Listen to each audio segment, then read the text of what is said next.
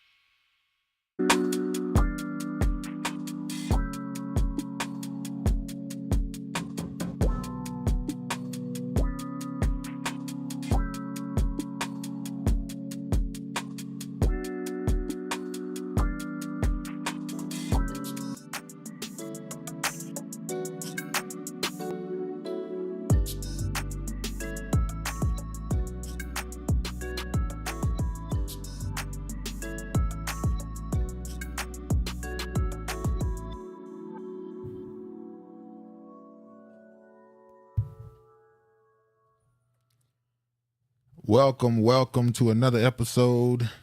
We're going to get right into it. Yeah. And it go a little something like this. We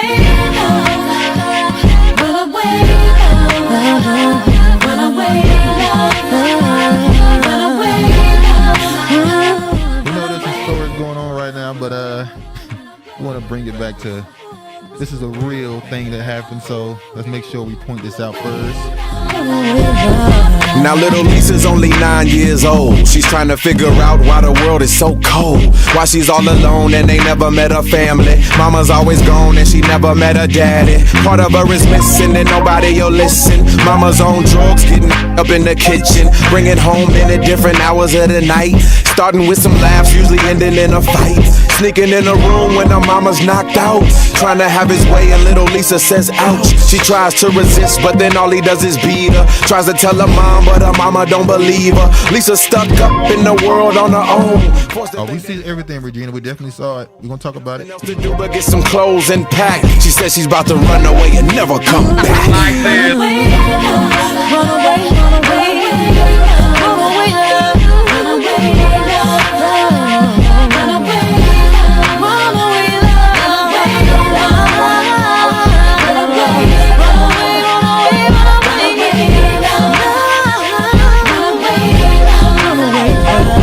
Little Nicole is only 10 years old. She steady trying. Cut the music up. Put it loud. Yeah. You had a lot of crooks try to steal your heart. Never really had luck. Couldn't never figure out how to love.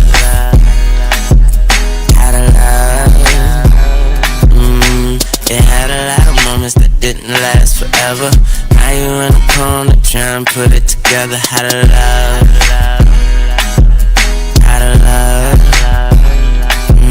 For a second you were here, now you over there. It's hard not to stare. The way you moving your body like you never had a love. Never had a love. When you was just a youngin', your looks were so precious. But now you grown up, so fly, it's like a blessing. But you can't have a man look at you for 5 seconds without you being insecure. You never credit yourself, so when you got older, it seems like you came back 10 times over. Now you're sitting here in this damn corner, looking through all your thoughts and looking over your shoulder. See, you had a lot of crooks try to steal your heart. Never really had luck, couldn't never figure out how to love. How to love. See, you had a lot of moments that didn't last forever. Now you in this corner trying to put it together. How to love. How to love. Hey, Lost in the Strip, episode 114. Believe me. We here. Well, we don't believe you need more people. Oh, how y'all doing, man? How y'all doing? More people. What up, Regina? What Shout up, out Pizza? to Regina. Go ahead. Go ahead. George, what up, Brandon? How y'all doing? Shout out to what? He's coming. Yeah, we're gonna get into the That's Travis on the cover. Regina has seen me in person. Regina, do I look like this black man on the cover? Travis like Pooh Shiesty. It's Pooh with a H. Whatever they say, you silly if you're going to believe someone that does not research and purposely never watches the Boondocks. And knowing is half the battle. Travis is a culture vulture like Vlad, a tether. That Thundercats, not Panthro. Panthro has an R in it. But anyway, you genius. And then George again. He put some links to some music for y'all to go check out, I guess. Regina Grand Elevations to Travis Duke. George, I see has already started. And the rest of the gods and goddesses coming in today's chat. How you doing, Kiefer?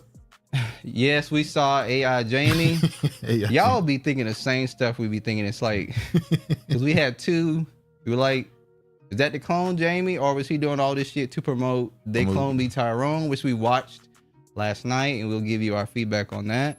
Yeah, definitely gonna talk about it. Kiefer said, I think it's him. George still Crab talking cakes. about some damn crab cakes. She don't make crab cakes. Could be him and might have also been a publicity stunt since his movie also debuted yesterday on Netflix. He looks like he's been through it too. Well, he cried on YouTube, Instagram, so Yeah, he said he's been through it. he said it. We'll have to see what the movie he's in. Watch where his money goes if he starts talking about stem cell research and weird stuff. Okay. And shout out to Brandon. What up, Brandon? We did. Well, I'm Enjoy doing talking shit about well. I Lil can't Wayne. speak for everybody else. I told you that love sound garbage, sound like little Wayne, little propane Wayne. All We right. knew.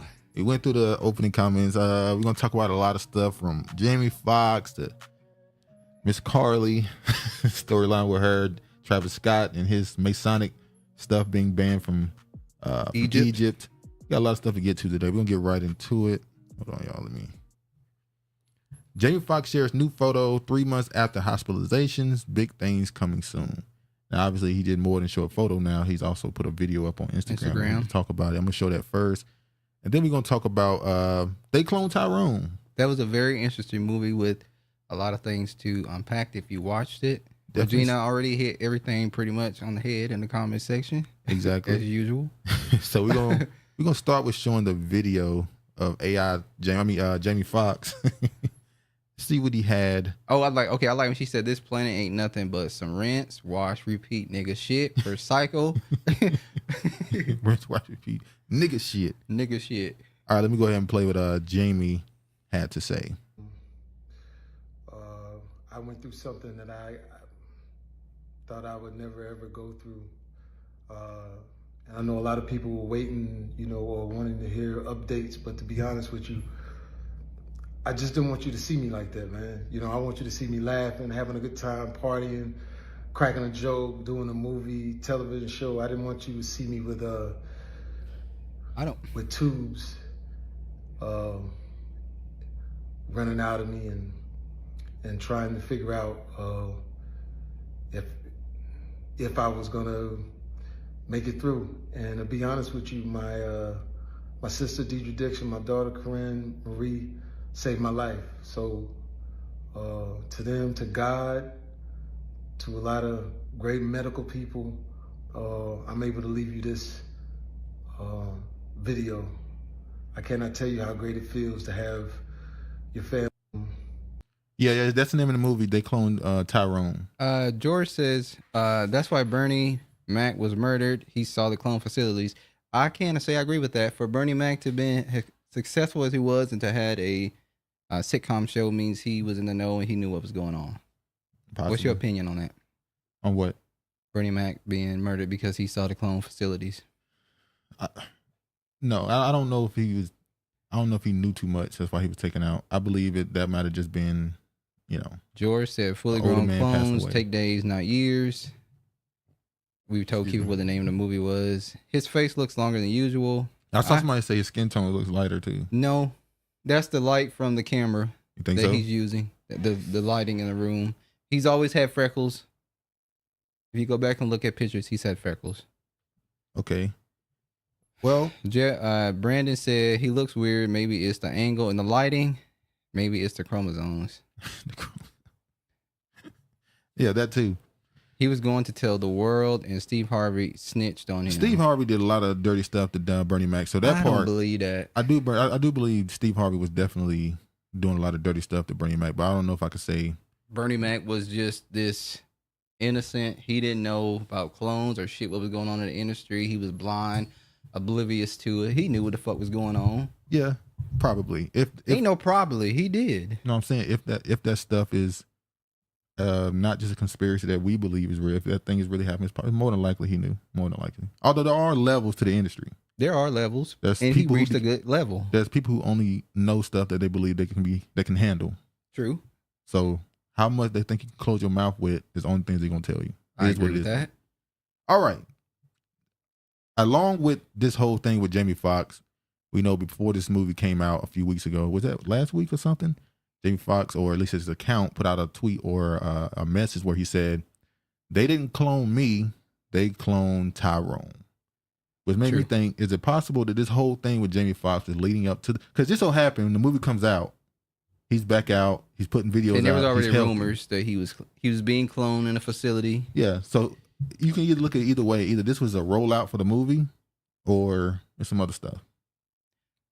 I'm torn between the two. Cause yeah, I think it's well possible that both. Yes, there's levels because clones is top level. If he's in the medical industry, go ahead. If he's been in the medical facility, he's going to be lighter. We all get lighter when we are indoors in a long time, like in winter. Yes, true. Exactly, Kiefer. He lied. It was both. So you're saying it was a campaign, and he's the hating God dialectic. I know that is from all sides. All right. Now the movie itself, They Cloned Tyrone.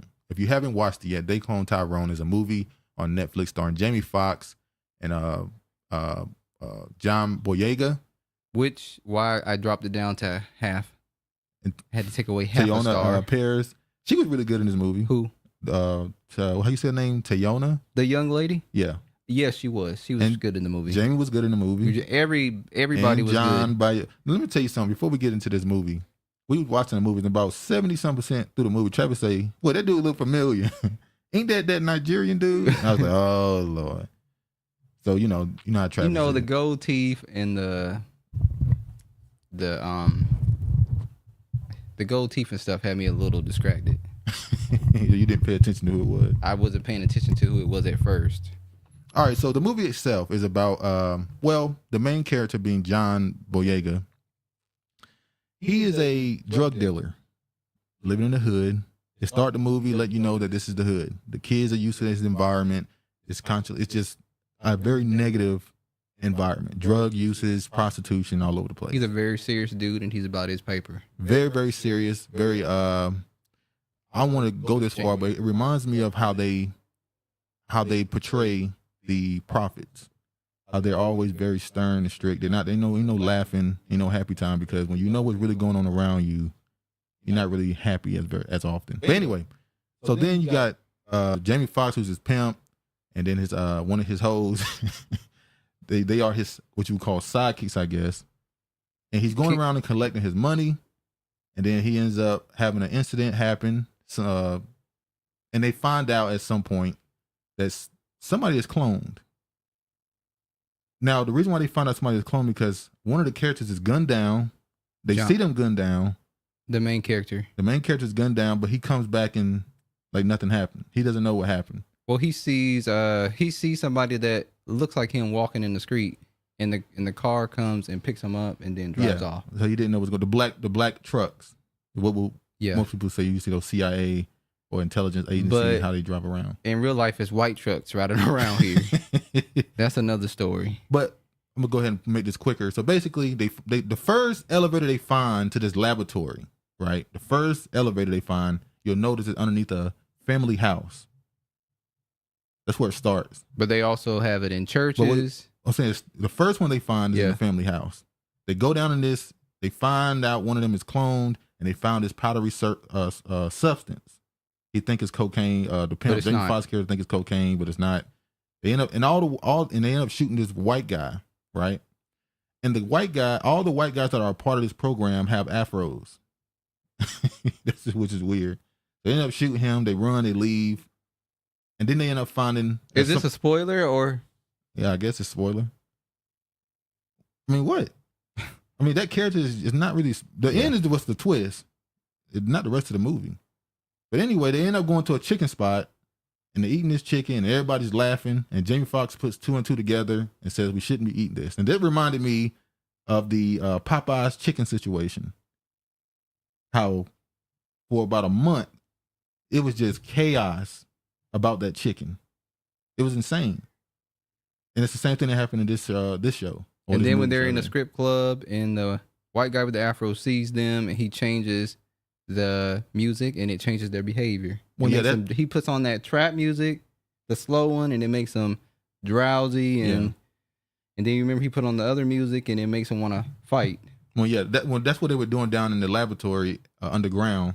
They were testing to see the reaction, the mind control, how they can control people with music and all this other stuff, sound effects, all type of stuff, words, which goes into the MK Ultra thing. Control. He did. He said Olympus Black. That's how he was able to control the. And they was able to control them by saying those words. But in the overall synopsis of this, basically, this movie is about how the government was using black people as test subjects to perpetuate an environment. They did your food, your music, your church, grape juice.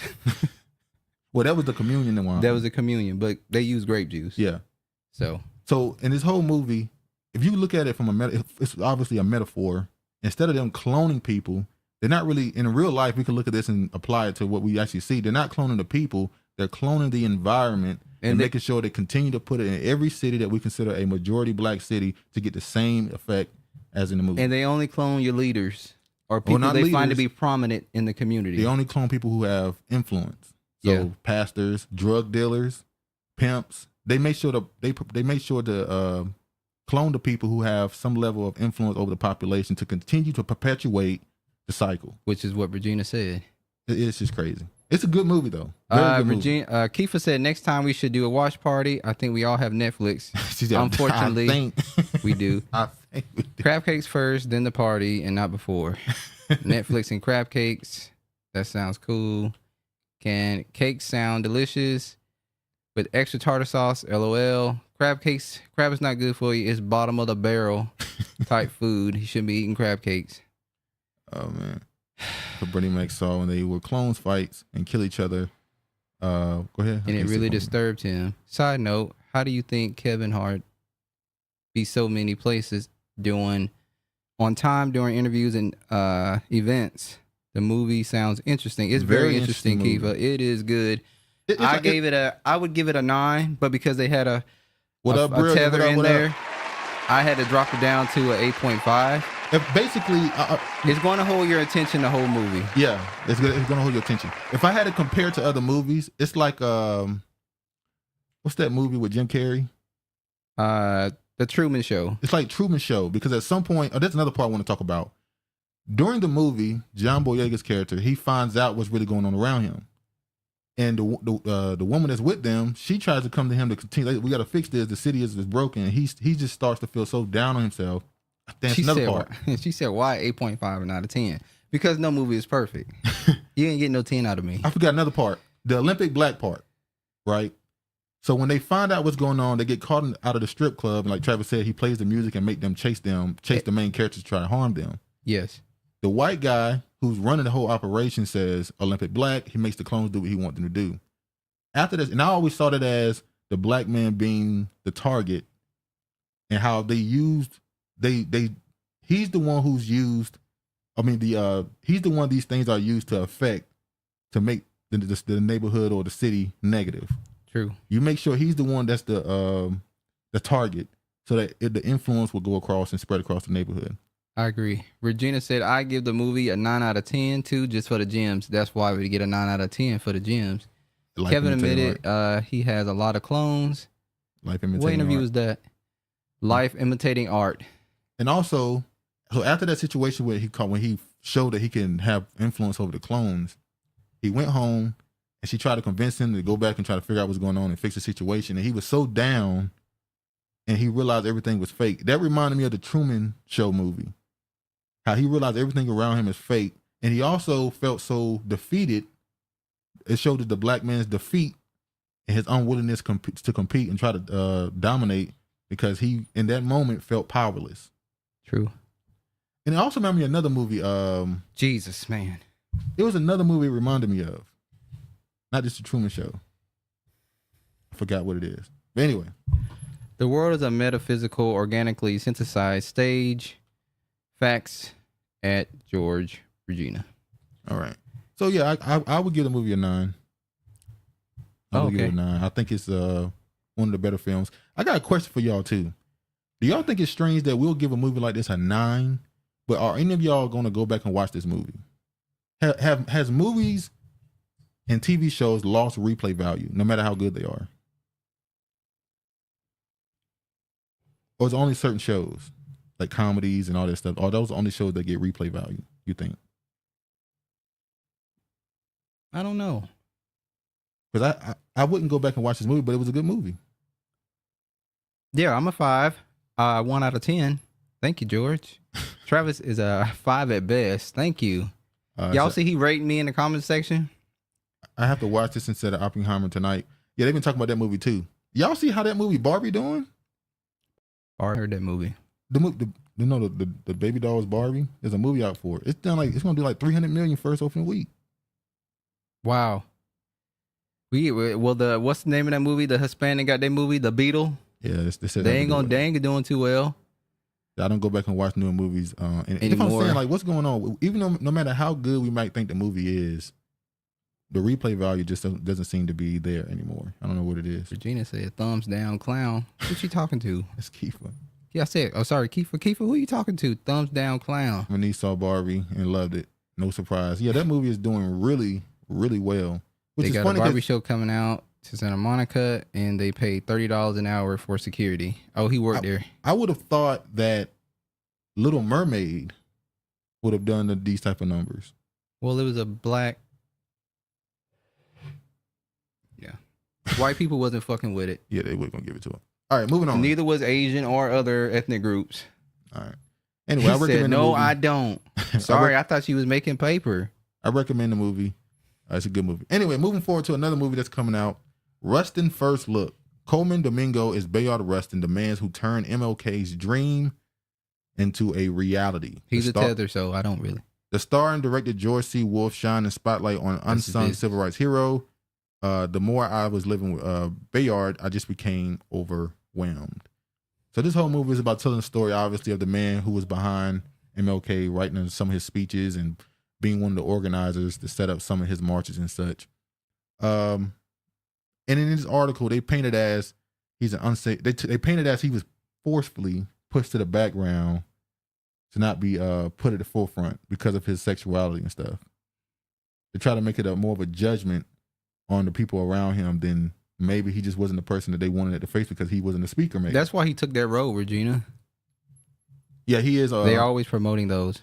He's from Dominican Republic, so yeah, they got this movie coming out.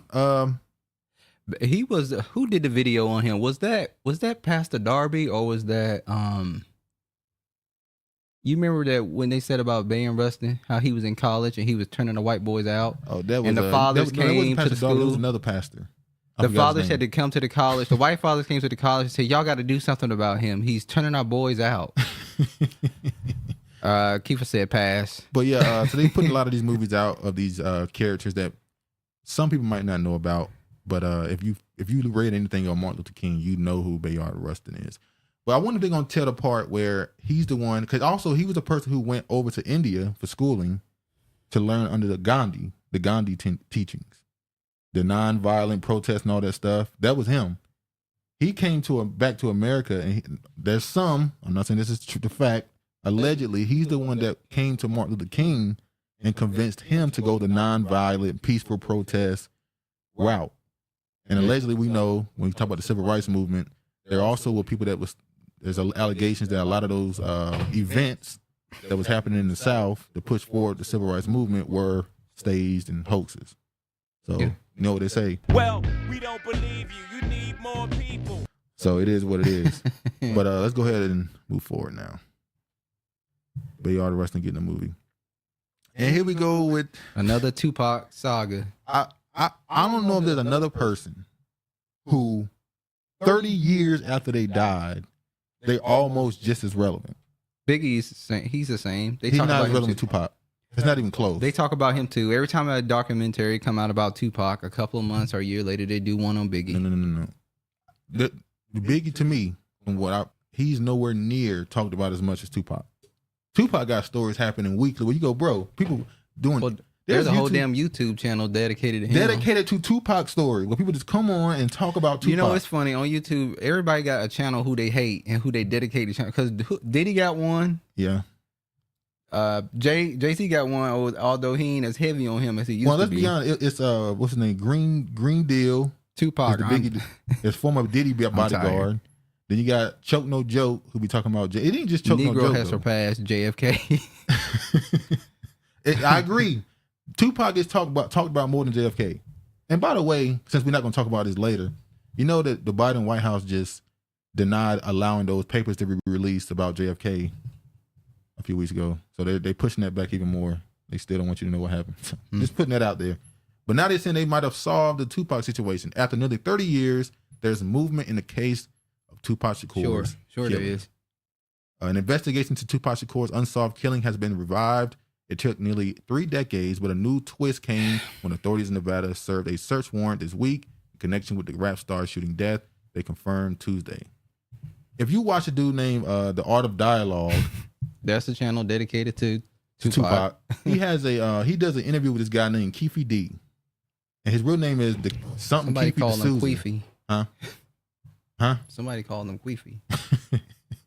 But yeah, his name is Keefe D, but his last name is D'Souza, which I found funny because that's a name that's tied to slave traders in Portugal. But anyway, so they're now saying they kicked in a few people, dude door, look for laptops and all this type of information. And he said in an interview he said on that, I guess we call it a podcast interview, he said if they arrest me for Pac, he said need to arrest it was somebody else he said need to be arrested for Biggie. So they still tying Biggie. That's what I tell you. Every time they are twinned in the industry. When you talk about one, you're gonna hear the other one talked about. I'm gonna say this. I haven't watched a Tupac documentary in forever. I don't want to watch one. I'm not watching no new. It's like there's nothing else to learn. I'm sure there's definitely more stuff to learn and more details, but they'll never tell it. No, they won't give you the real documentary. And if you ain't putting out the real unfiltered shit, then I don't want to hear about it. Like they got one that's tied. They got one that they did with I think it was an FX or one of them. They did a documentary with Tupac and his mother, where his mother and him were a part of the story, which reminded me of. Though you was a crack fiend, mama. Put that woman business out there. Somebody got pissed about that. Hey, I would have whooped his ass and put my business in the streets. He was telling his story, his life story. That ain't his story. It's his mama's story. That's part of his story, though. Nah, it's messed up. Anyway, let's move on. Musician syndicate cancels license for Travis Scott concert over concerns of contradicting Egyptian cultural values. We talked about this months ago. Egypt's done with it. They done with niggas trying to claim Egypt. They done with you. They said we done. George said they got the real and they told us, but it's not corporate stuff. Oh, what's her name? Corporated. Y'all know the woman who played the character. Here you go. Hey, we saw him in the bathtub with the chains and stuff, the gold chains and stuff. He was gay and an Illuminati boy toy puppet. We heard about the rumors and him with what's the dude? Where's Shantae? She went her bit. What you mean? Where she at? You late, Shantae. Anyway, Egypt said we're not giving y'all credit for this no more. By the way, the woman who played Wonder Woman, Gal Gadot, I forgot how you say her name. The big Jewish woman. Yeah. You know that they're now putting out a movie with her playing Cleopatra. So they're fine with the Jewish woman. Didn't already a Jewish woman play Cleopatra? It's like UK with a Jewish woman playing her. What's her name? Elizabeth Taylor? Was she? I don't know if she was Jewish. I don't know if she was Jewish. But yeah. Travis Scott equal the devil. I agree. The goddamn devil. He's the goddamn devil. Now, after this report came out that it was canceled, immediately Live Nation, Nike, and all them came out and said it is not canceled. Said Travis Scott's Egyptian Pyramid concert not canceled, despite backlash. Not Live Nation says. I thought Egypt was we know what they actually make it out to be, but it's on the continent of Africa, so I thought they considered themselves African. They said the Arab world in the article. When you hear people refer to Egypt, they now call it Arab or Arab and African. They'll call it both. But it's on the continent of Africa. Travis Scott has demons at his concerts. I'm sure. I would imagine so. It says now this right here is the latest report on this. It said Egypt refunds permit money after canceling Travis Scott concert. Syndicate spokesperson. I don't think it's gonna happen. What? The concert. Well, we know it's not gonna happen because the article. No. Look, money is money. And you Nike think it's and gonna Live happen? Nation, all them is behind this. You think it's gonna happen? I said I don't. Okay. But I think that there's gonna be a push for it. A heavy push for it. This was gonna be a global concert, a stream to the world live, where he does his performance in front of the Egyptian pyramids. More dead bodies. So let me just play this video here of them talking about why. Mad spirit cooking. You know, they said that the concert he did in Texas was the highest death rate in history in the U.S. For a concert? For a concert. I'm not surprised. I mean, it was so many stuff coming out. People coming out saying that people were sticking needles in people. Other people said they were just dehydrated or something. I don't know. He said, "Fuck you." Damn, Kiefer. Oh no. She's sticking up. She agreeing with. Oh, okay. Sorry, we can't see the finger spirit cooking. The demons, physical manifest themselves in his concert. Let me play the video of why they said they're banning him. ما هي أسباب المطالبة بإلغاء حفل مغني الراب الأمريكي ترافيس سكوت ولماذا كل هذا الجدل؟ هذا المطرب له خلفية سوداء معروف عنه إنه من Now, when he says black record, I wonder if he means witchcraft. He said that his artist has a black record. I think he's talking about witchcraft too. I don't think he's talking about ethnic or nationality. Yeah. I don't think he is either. He said he is known to be a staunch supporter of global Freemasonry. But that's what Egypt was. Egypt. No. Egypt. A lot of Freemasonry is based off of Egyptian philosophies and teachings and stuff. You know, that's why you got the pyramid on the back of the dollar and all that other stuff.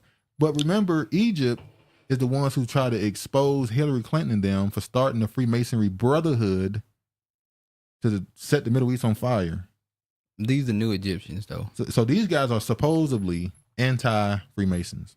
So let's see. الداعمين لحركة الماسونية العالمية. I don't think we need the sound because he can't understand what he's saying anyway. An Afrocentric organization that oppose Egyptian identity and heritage. So he's saying, once again, y'all keep saying that Egyptians were black. We're done with it. Now, I don't know if I ever heard European Travis Scott say that. Stuff and perverted to it. Huh? I just read a comment. European to Masonic stuff and perverted to it. So you see here, he's saying that the reason. Go ahead. He's saying here that he's sick of black people. Hey. Ain't shit wrong with me.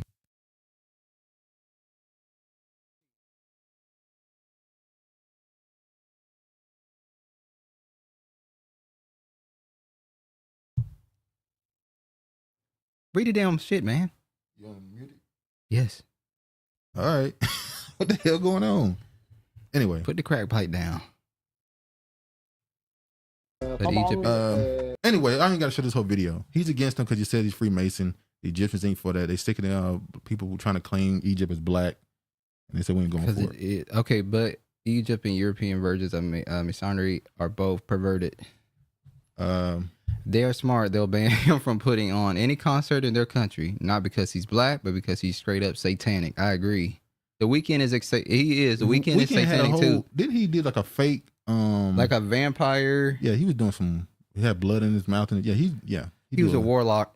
He do a lot of weird stuff. But according to the numbers, he's one of the most popular artists on the planet. So he Ethiopian. Yeah, that's not true. My business. All right, this story right here done took a twist. If y'all remember this story with John Amos, where he was accusing his daughter of being abusive or looking like the last dragon, committing elder abuse and such. Now the daughter has had the brother arrested for threats. Let's read. John Amos' daughter Shannon is pleased the Casey will be held accountable for the arrest amid elderly abuse case. The arrest comes shortly after Casey allegedly sent her death threats. This is son, which included text messages with photos of firearms and gang affiliations, which made her fear for her life. What the hell is he joining a gang? He in New Jersey. What the hell going on? John Amos' daughter Shannon is speaking up about the arrest. Damn. James. I would have thought James' kids would have been much darker. Why would they? He with a white woman. Exactly. About the arrest of her brother, who has been accused of allegedly sending her death threats. My family and I continue to advocate. Be getting this business. Huh? My family and I continue to advocate and fight for proper care of my father. She said in a statement to People, I am pleased that Kelly is being held accountable for his actions, which have put my father's health at risk. I look forward to resolving the matter in private and proper authorities. So basically, now the son and John Amos first came out and said that the daughter was doing something to him. Then the son was sending messages to the sister. Well, no, he never specified what the daughter did though. He said that they were going to release stuff later. Yeah, but they never did. But then now the daughter is getting the brother arrested for threats because of the threats he sent to her text messages.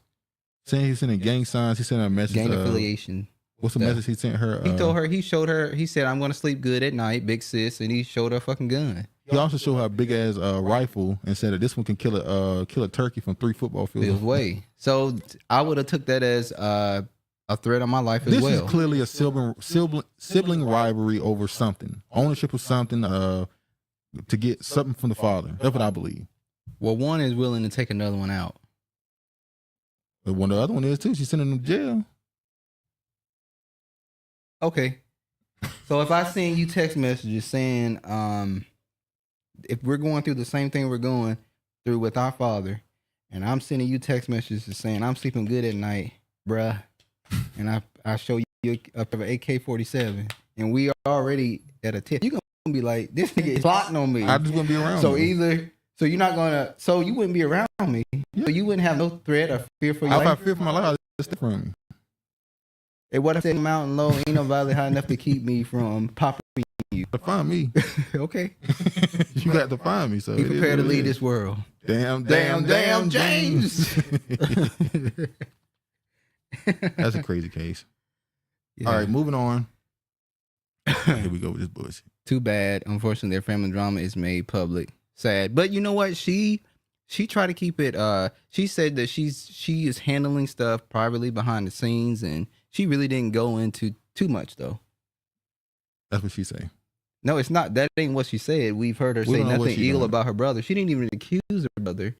She accused the nursing home or somebody of abusing him. She never accused the brother, by the way. Okay.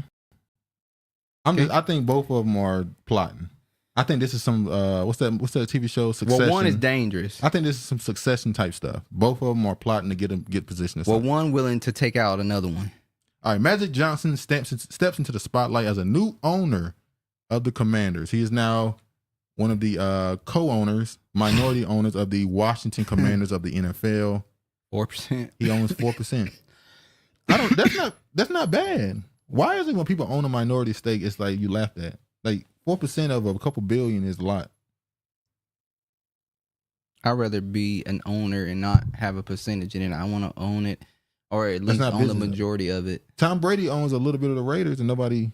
Well, that's Tom. I don't give a fuck about Tom Brady. See, why y'all always got to go and talk about white people? We're talking about a black man, only 4% only black people that do this. Of an NFL team. It's only black people why that do y'all this. Always got to go and talk about fucking white people? Because it's only black people that do this. I don't give a damn about Tom Brady. That mock other black people for owning something. I'm not mocking him. I'm telling him to do better. Don't invest with white people. How does that do better? He owns 4% of shit. Commander suck balls.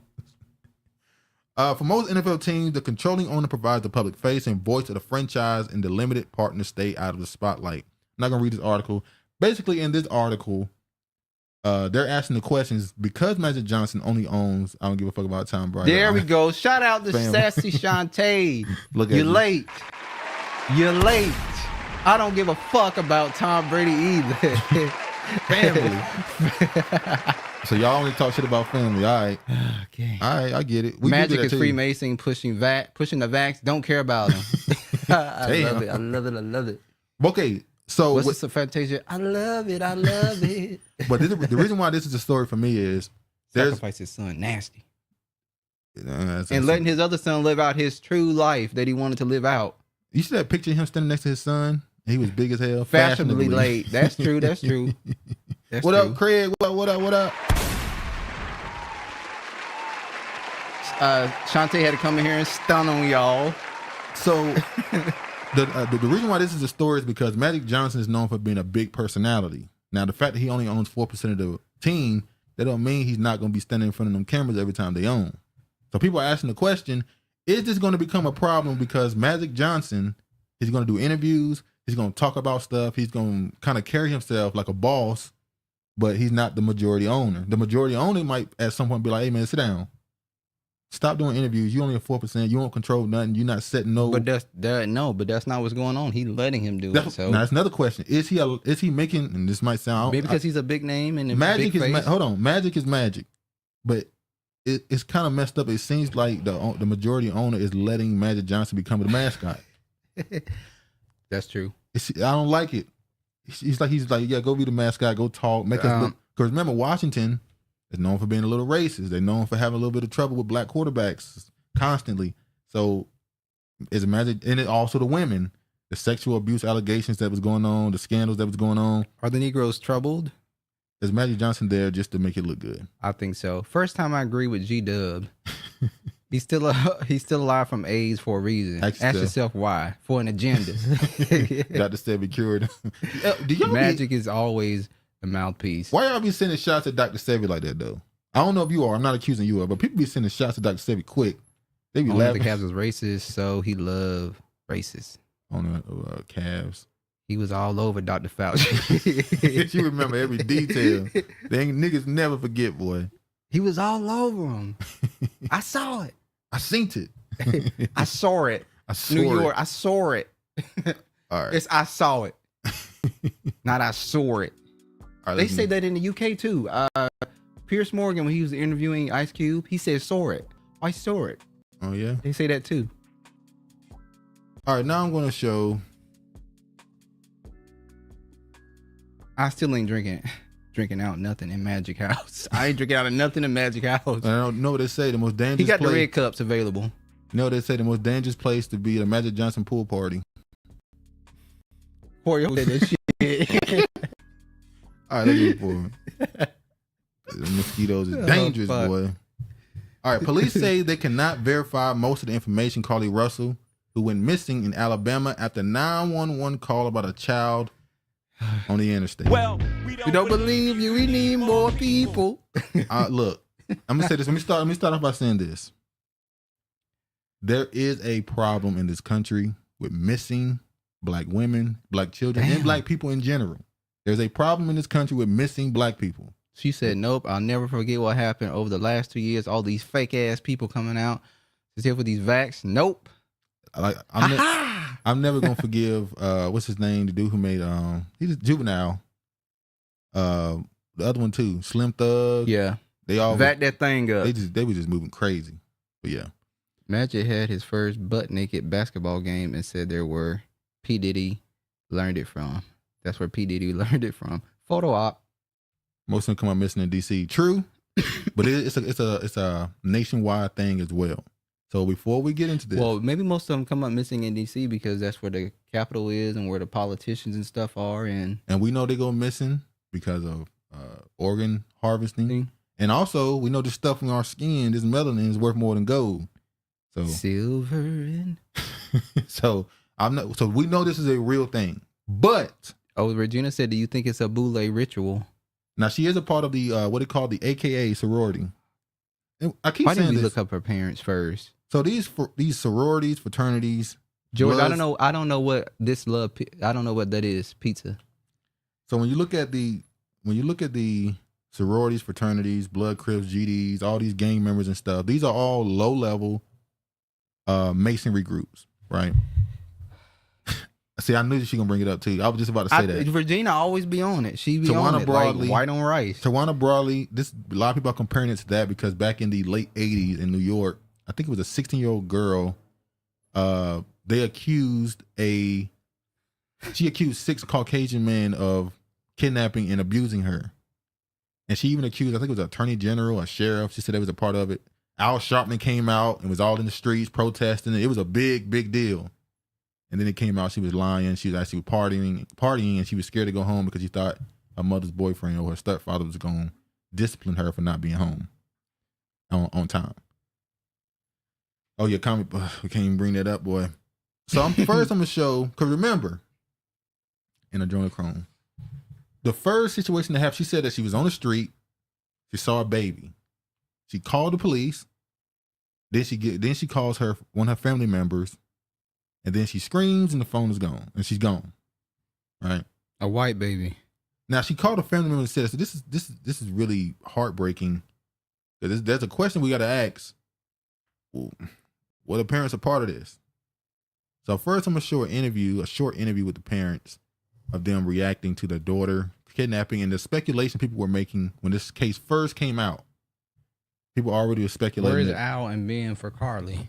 The people already speculating that it was a hoax. We turn now to a case we've been following. It's a strange one out of Alabama. Yeah, the parents of the woman who vanished for 48 hours after calling police to report a toddler walking alone. She said, Shanti said black women don't dish their wig to create a crime scene. So I don't know. She did. She didn't dish the toilet paper. Hey, that might have been why she didn't dish the snacks. That might have been why she dished the wig, because to really make people like, oh, she left this? Ain't no way in hell she left this. We turn now to a case we've been following. It's a strange one out of Alabama. Yeah, the parents of the woman who vanished for 48 hours after calling police to report She said, a I don't toddler know. walking alone. I don't know. They are speaking out in an exclusive interview. NBC's Priscilla Thompson spoke with them. She joins us. Hold on, I gotta show this real alone quick. down the highway. Well, they are speaking out in. Now you look at the daddy right here. He look like this some bullshit. This girl done got us in some shit. Look at him. Yeah. The daddy looking like she got us in this shit. An exclusive interview.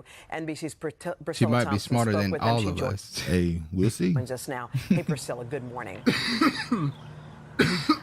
Good morning. As questions around this case intensify, the family is urging the public not to speculate, saying that it's upsetting LOL, to the Carlee. Dad. He ain't feeling this at all. The daddy like this is some bullshit. And right now, their focus is on her physical and mental well-being. That moment you all first laid eyes on her again, what was it like? To me, I mean, just so much joy. This morning, in an exclusive sit-down with NBC News, the parents of 25-year-old Carlee Russell are speaking out, describing the moment their daughter appeared on their doorstep after being missing. Natural hair in the news is a lot to get used to. For more than 48 hours. You got your reporters walking around with bandu knots and all types of this crazy. yeah. I mean. Load up on them, Shate. We tried. The dad look like he in the movie Get Out. The dad look like these heifers. These heifers don't got me in this bull job. To her as best we could, but I had to stand back because she was not in a good state. So we had to stand back and let medical professionals work with her. I'm sorry, Mama, but we don't believe you. You need more people. She look like Maxine Shaw. I don't have to show this whole thing, but this don't.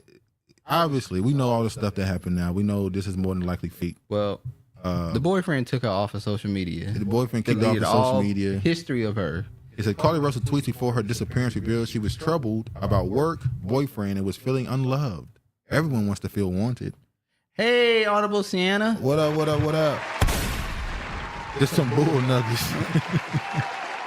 Oh, she popped up just in time, too. So this is her on social media responding. By far my new favorite soundbite. She like that. We don't believe you. We need more people. She said niggas will risk everything for a whole stripper. Dishonorable. Damn.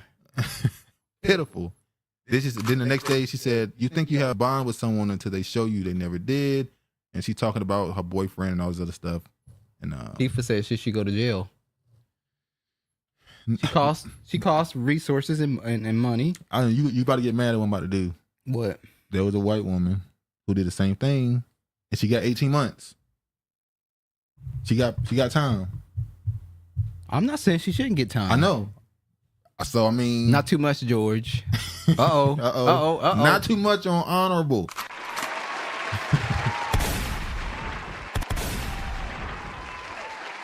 So, do I think she should go to jail? Good. She did use funds and work, and people, and the city is pissed. The people in the city, they was mad. They like, we want answers. We are looking for this girl. We put man hours into this. Like, get up out of here. She definitely need to go to jail, like Chloe Stein. I think she got to go. I think they got to book her. She lost her job at the Spy. She was putting hands on. That was her job. She was at a Spy. Yeah. So this is what's crazy. In one of her old tweets from 2013, she said, "I don't go nowhere without snacks." And before she went missing, she went to the store to buy snacks. Smollett. The Juicy Smollett situation came back full throttle in this one. Although, let's be honest, let's not get it twisted. Nobody is topping Juicy Smollett in the spectacle that he caused. Even though I would say, yep. Sorry, she did read. She took toilet paper from her job. So wait, and she was in a bathrobe when she left the job. She stole a bathrobe. Cause she was gonna have to go shit, so she like, I gotta have toilet paper. I ain't gonna be out here without no damn toilet paper. This is how niggas think. You about to get ready to fake. They need to find that toilet paper. You about to. She used it all. Niggas go through like a whole roll of tissue in a day or two. You about to get ready to fake an abduction. You making sure you got something to wipe your ass. What the fuck? Like, come on, man. Come on, bro. Come on, baby. She said, she also, before she got abducted, she looked up the movie Taken. She looked up how much does it cost for an Amber Alert. Is there an age limit to an Amber Alert? Like, come on, man. Come on. It was too obvious. The police. LOL. Who steal toilet paper for a fake abduction? It's crazy. Cause she used to wipe her ass. They said she was at the damn hotel, just chilling for 2 days. She needed to wipe them ham hocks. Carlee's boyfriend wiped her entirely from his social media. Yeah, he got out of here. I saw the ladies looking up the boyfriend. I don't know about y'all, but I saw some of these ladies at the boyfriend's social media and was saying he was worth it. They was justifying it almost. I'm just saying. The brother had the boyfriend was out promoting it, saying, and he was still calling her his girlfriend. Yeah, he was. But when the shit came out that, the toilet paper, the Taken, he's like, this is too much. Like, baby, I can't take you back. I can't take you back. They want me to want to watch Taken 2. Baby, come back. I haven't watched Taken 2. I haven't watched the Liam Neeson movie. Well, don't worry. If you watched any movie after Taken or Taken 2 or Taken 3, all his movie has been the same pretty much since then. Let me say this. Since he brought up that too. I haven't watched a Liam Neeson movie. I haven't watched a Liam Neeson movie since he made a comment about he was out looking for a black man to kill when one of his a person close to him was abused or assaulted by what she said was a black man. Now I didn't stop watching him because of that. I didn't watch none of his movies. Honorable said the boyfriend not cute. I don't get the hype. Well, damn, shit on the black man. Shit's sad. I'm gonna ask you a question. Smart guy. He said deuces. When Liam Neeson, when he said what he said about willing to kill, going around looking for a black man to kill in order to revenge a person that he loved, was he justified in that? No, that was crazy. I think he was. So you telling me you got a person you love, a black woman, it could be a friend, your girl, anybody, family member, and she tell you some Caucasian dude assaulted her. You wouldn't have some level of anger in you where you might just, be going around looking for just anybody. I'm not a psychopath, so no. I'm not going around at a bar attacking every non-black person that comes out of a bar. No, I'm not doing that shit. But he's just a savage. He just wasn't out for revenge. Yes, that's exactly what he used that as an excuse to go out and harm a black man. That's what he did. Well, he didn't harm nobody. According to him, at least. He was thinking of it. Definitely was. Fantasizing about harming black people is never justified. Liam Neeson, Lee Man, talk too soft and too old to be doing all that shit he be doing in these movies. Yeah. Anyway, you put it, that sounds hella racist. No girl is worth your sanity. Hold on. If somebody in my family, somebody I love is attacked, I'm definitely gonna want some justice or some restitution for that. Like, come on now, let's not completely just dismiss that part. Let's not just dismiss it. I'm not saying you wouldn't go about it the proper way, but I don't know how you would react in that moment in anger. All right. Now I'm gonna show a video since we're talking about hoaxes. I'm gonna show a video of black people who was saying that the government is dropping deadly mosquitoes at one of their events. Here Negroes go. Well, we don't believe you. You need more people. Helicopter released deadly mosquitoes in Baltimore. Baltimore. Was you there, Brindley Flaw? Did you hear about them dropping the skeeters? All right, let me play it. Now you see here.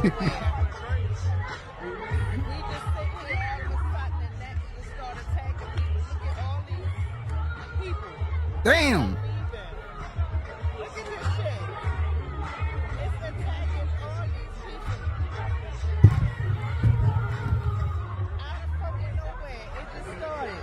So she's saying that the mosquitoes popped out of nowhere. Now the mosquitoes are crazy this year. No. When we went down to North Carolina a few years ago. That's when they had the hurricanes and stuff. Now keep in mind, this is where we grew up. We were born here. We were raised here. accustomed to getting bit. When I went back down there, I never in my life said a mosquito was big until I went back down there. And I said, these mosquitoes is big as hell.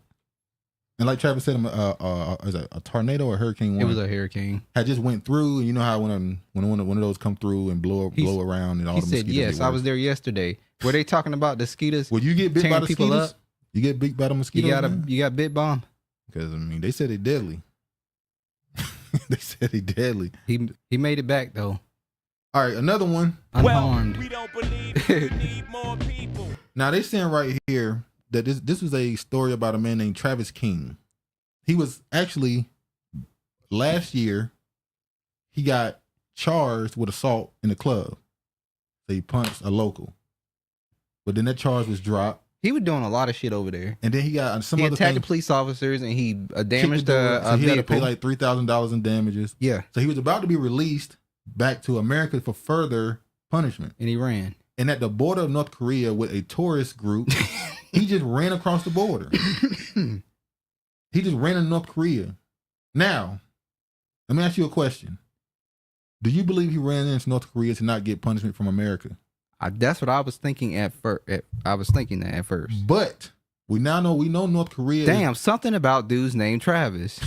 Wow, Shantae, wow. You know that North Korea has been working on their nuclear weaponry, right? So I'm gonna ask the question, is it possible that he was told by the US government to do that? They're working on nuclear weapons. So you saying they use him in there to go in there as a spy? That's what I think. They saying that he defected to North Korea, but I don't think he did. That can be true. My knee and foot swole up without itching. Damn. That's a powerful attack that mosquito put on you. Yeah, they was on you. Because if your damn knee and foot swole without getting any itching, then damn. They were working on you. All right, let's move forward. So we'll see about this case here. They saying that he defected to North Korea out of South Korea. I guess she had that crab cakes in her blood screen. All right, let's move on. All right. Jury awards $800,000 in damages for 4-year-old girl burned by McDonald's chicken nugget. We talked about this case a few months ago. They were suing McDonald's for, was it $15 million? Do they have the pictures of the little girl burnt? Because I never saw them. Why you keep trying to look up these burns, man? Why won't you just believe them? Well, we don't believe you. You need more people. Why won't you just believe them? George said, I apologize. We'll never ask for crab cakes again. Bunions and cakes don't mix. Bunions. A spy? Yes, I think he's damn, Kiefer. I think he's a spy, possibly. Yeah. I should have said nothing about no crab cakes. I said that because he been going at Shantae about the damn crab cakes, and you the one that started talking about the crab cakes. Kiefer about the crab cakes, and Shantae is the one that brought up the crab cakes. All right, back to this. They're giving the young girl, the 4-year-old girl, $800,000 in damages for second-degree burns. What up to On Code 24/7? What up? You're not against the white. Now, in this case here, I said the Bayard jury decided to answer was $800,000 Wednesday afternoon. The amount of damages McDonald's will now have to pay a girl who received second-degree burns for a chicken nugget in 2019, a substantial decrease from the $15 million the family's lawyers had asked for. She said, I doubt the U.S. is using an unstable, unreliable soldier for a mission. Well, he could be playing like he has some sort of mental disability right now to get into North Korea and not be viewed as a threat. I'm just saying. Some random dude who got arrested for a little simple assault when the charges were dropped. I doubt he ran off to North Korea because he's afraid. Shantae said, it's been months and the nigga's still talking about crab cakes, pretty much. George said, I said what I said, and I do what I do. All right. So it says jury handled in a verdict form that allotted $400,000 in damages for the past 4 years and $400,000 for the future. They reached their verdict after deliberating less than 2 hours Wednesday. Lawyers for the family have argued that $15 million is the least the corporation, this franchise operator, Upchurch Foods, can do to cover Olivia past, future. The girl, now 8, caused the scar left on her inner thigh, her nugget, and is fixated on getting it removed. Now, another thing that happened in this, this is what the defense lawyer, the lawyer that's representing McDonald's, This is what she said about them getting the money. She said she's still going to McDonald's. She still asked to go to McDonald's. She's still driving through the drive-thru with her mom, getting chicken nuggets. Defense attorney Jennifer Miller said in her closing arguments Wednesday, she's not bothered by the injury. This is all the mom. If the little girl, that's funny. Honorable Shannon said, "Was this a 6-piece?" By the way, that's funny. I mean, hold on. The lawyer said that she is psychologically abused, damaged, because it's always going to remain a scar. But the little girl's still asking for a damn 6-piece at McDonald's. So is she really that much psychologically damaged off of a burn that she still goes to McDonald's and requests to have chicken nuggets? That's a no. That's bullshit. I agree with you, Kiefer. BS. All right, hold on. Should be nasty ass McDonald's anyway. Y'all talking kind of hard about this. I'm gonna show y'all what It's not even real chicken. I'm gonna show y'all what a 2nd-degree burn looked like. Oh, on code says sue the pants off of them. I'm gonna show y'all. Now this is the 2nd-degree burn. This is what the little girl got. Now I'm not saying she deserved $15 million, but that's pretty bad burns. Oh, you don't have the actual picture of the little girl? No, I don't have the actual picture of the little girl's burn. You're showing what it's supposed to look like. Let's look at this for example. Oh, that would be somewhat comparable. That's terrible. So I'm not saying it's $15 million, but what I don't understand is when a mom picked up the box and she reached back and handed the little girl the box, she didn't feel the heat through the box.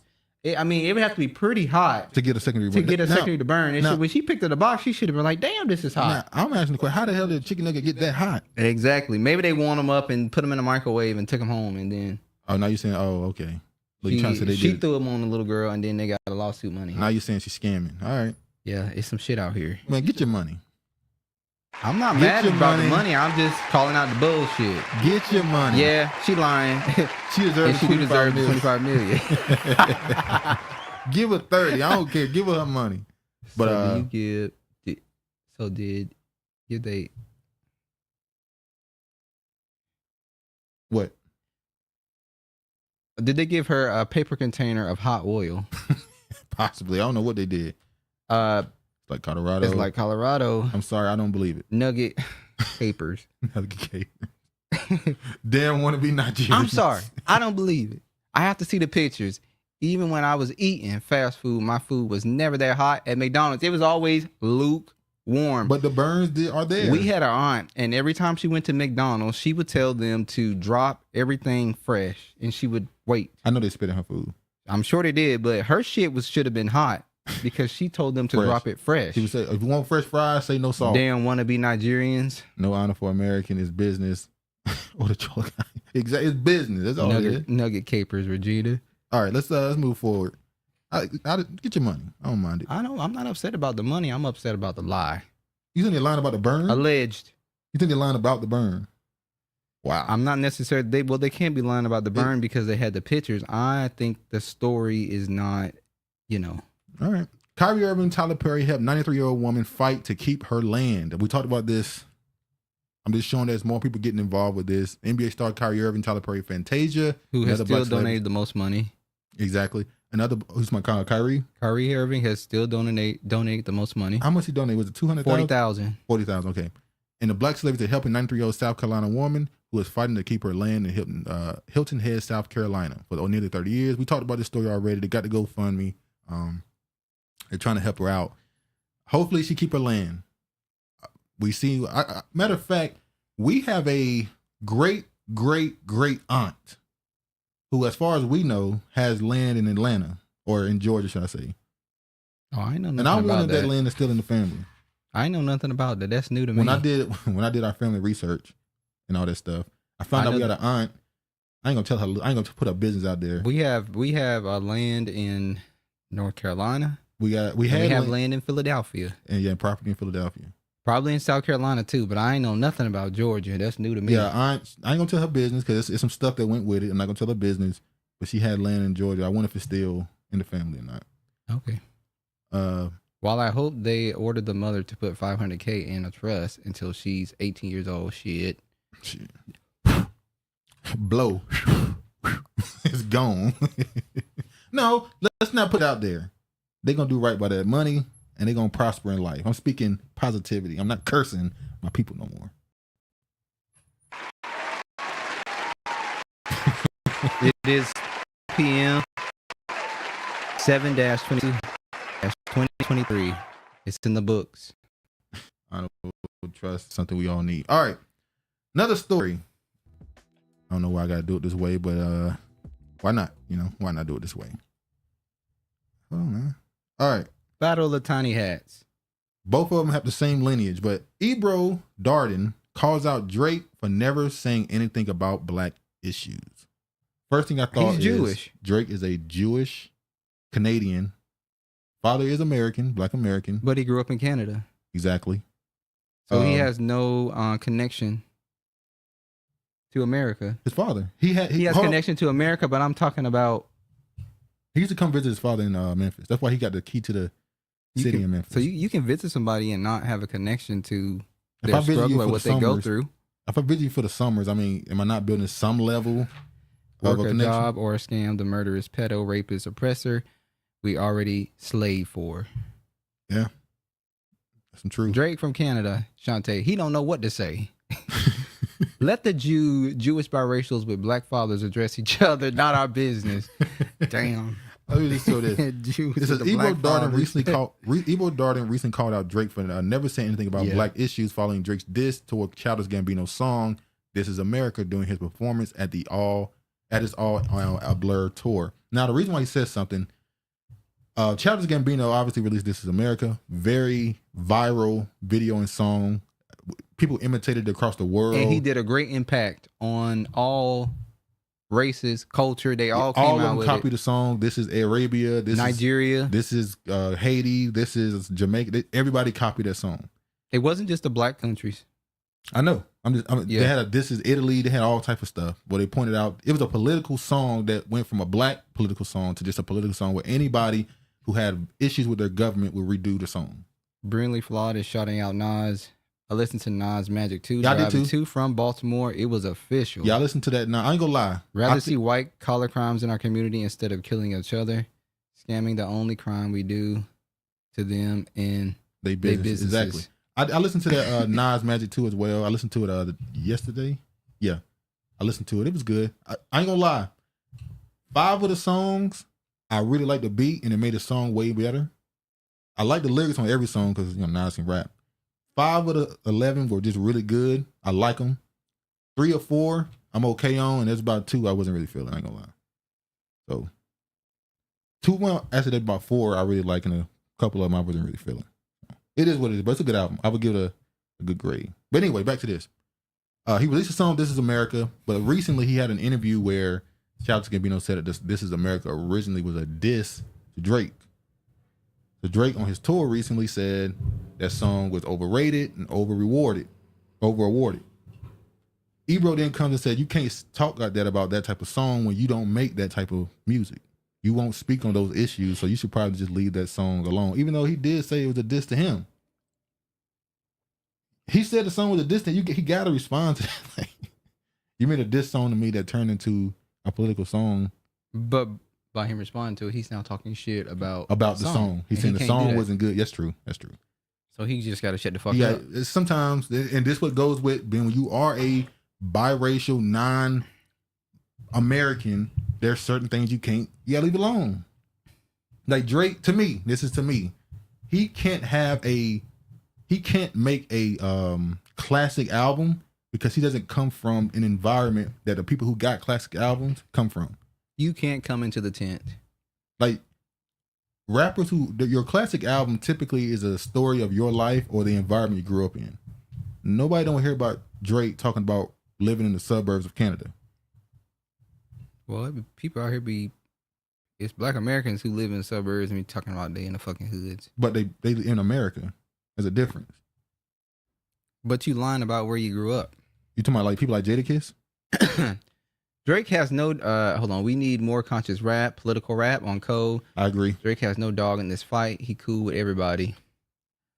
That was Shantae. I want to hear the diss now because Drake loved to cosplay like he American. Well, he started kind of blending himself into other cultures like 6 years ago. He started like the Afro beats. He haven't touched Afro beats. It wasn't Afro beat, sorry. It was reggae. He touched some Caribbean music, soca, however you say it. He obviously went over to the UK and started stealing their slang. He obviously been cosplaying Texas, Memphis, Atlanta. He done copied all those places. So What Jadakiss did? Well, Jadakiss didn't grow up in the hood. Facts, Sienna. Jadakiss grew up in this with a very accomplished, not very accomplished, but a very stable environment with his father. He did not grow up in the streets. He went to college. He didn't live none of that stuff he rapped about, basically. He admitted it on the Joe Budden podcast.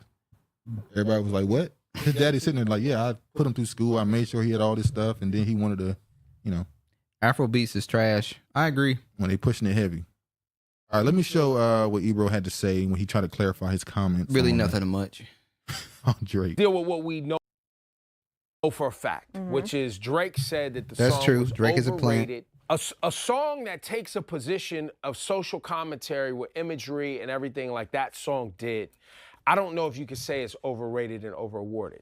We never, right? Because you might not like the song, you might not think the song is well written or whatever. But it was important at the time, and it made people feel something about social commentary. And obviously, I'm biased because I like when an artist can do that. I don't know how I feel about Drake, who has never shown up. And y'all know I'm the biggest Drake fan on this show. Drake has never shown up to have anything to say about anything going on in society with black folks or anything other than himself. So now you have an issue. I get you having an issue with Childish Gambino if what you're saying is fact. But fam, the song was supposed to be a joke diss. It didn't actually happen. So why are you in your feelings about it and taking shots at a song? It was like 5 years later. Like the song came out, what, 18, 19? Yeah, but I think the Childish Gambino interview just happened a few months ago. So it's still relevant in that context. Addressed it right But I don't know, it didn't actually. So you get the Ain't point. this like Everyday Struggle?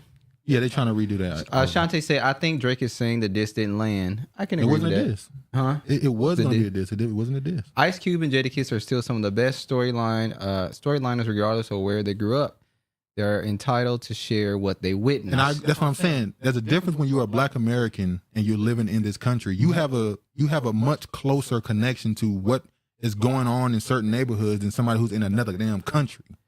Also, they were just having a discussion about Ice Cube and Biggie being one of the best storytellers in hip hop.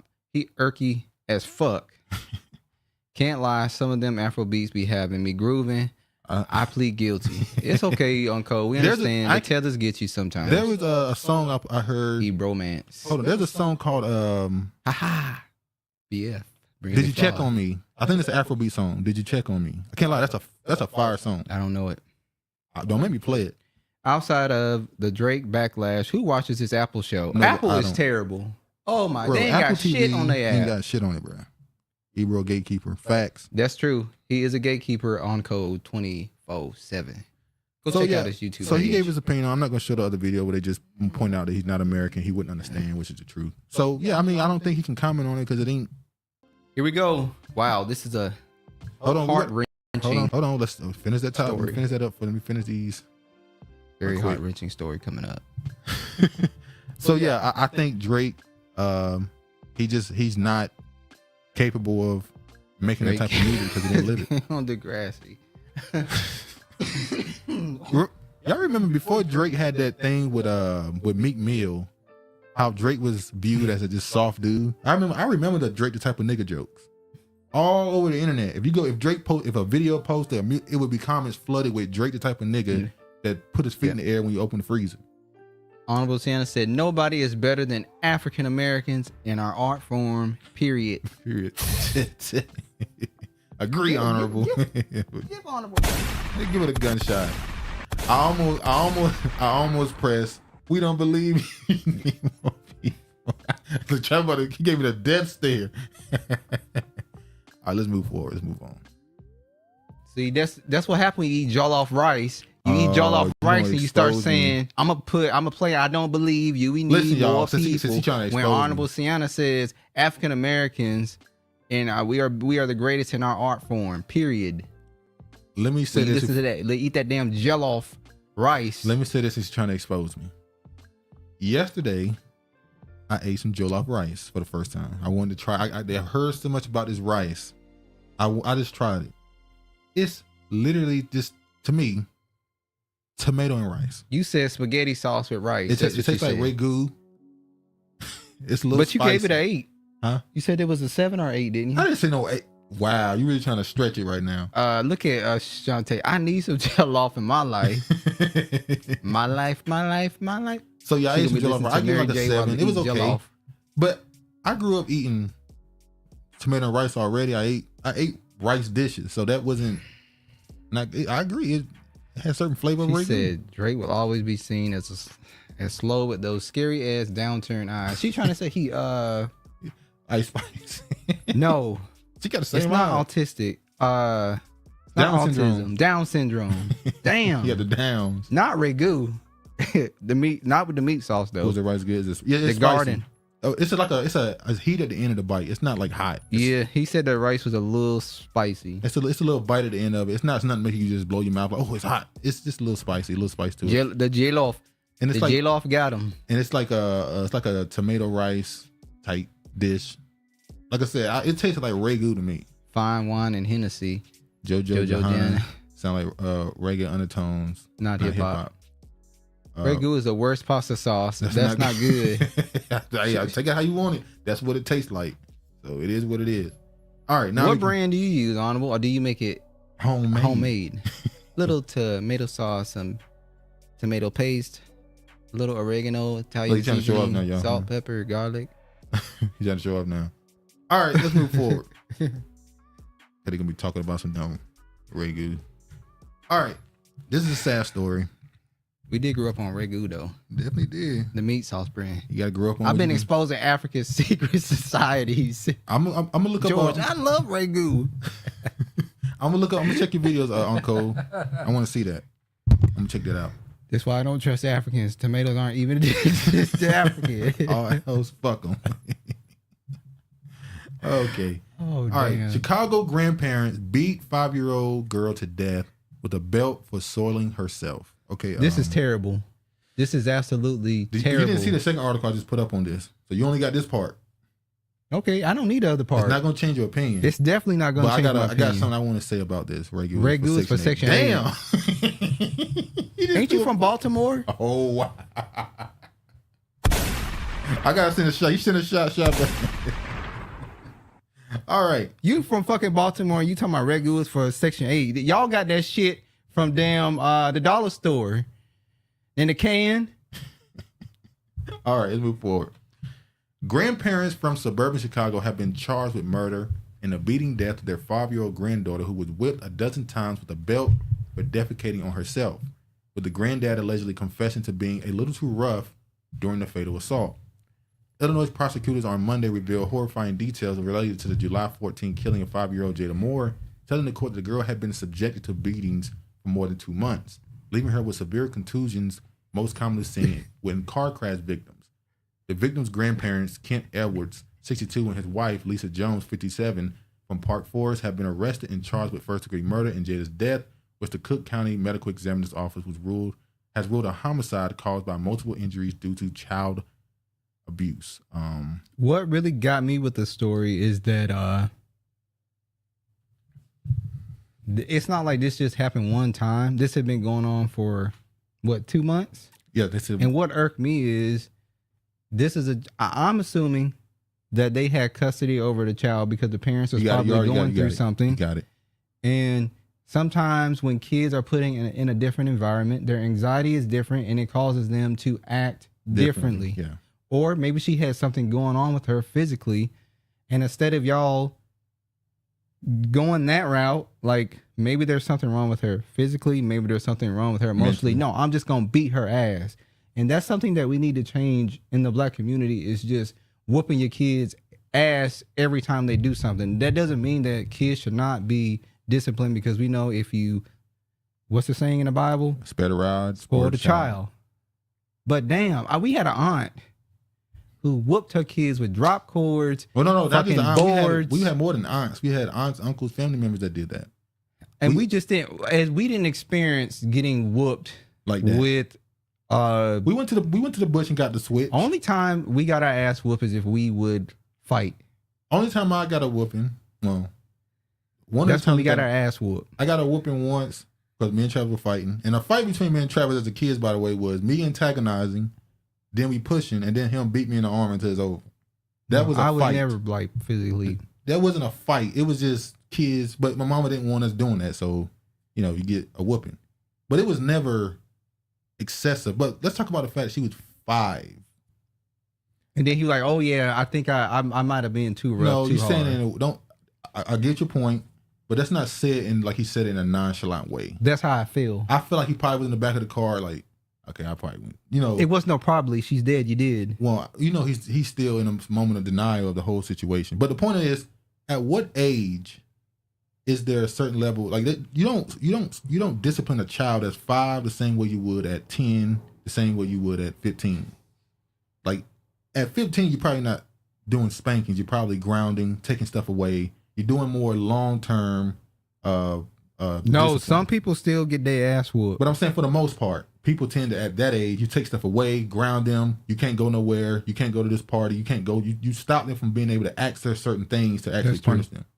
At 11, you're probably still giving spankings. At 5, I thought at that point you're just giving stern warnings, little pops here and there. Why are you using a belt on a 5-year-old, giving full throttle wind up hits, lashes? Those were lashes. Contusions on her back and her buttocks.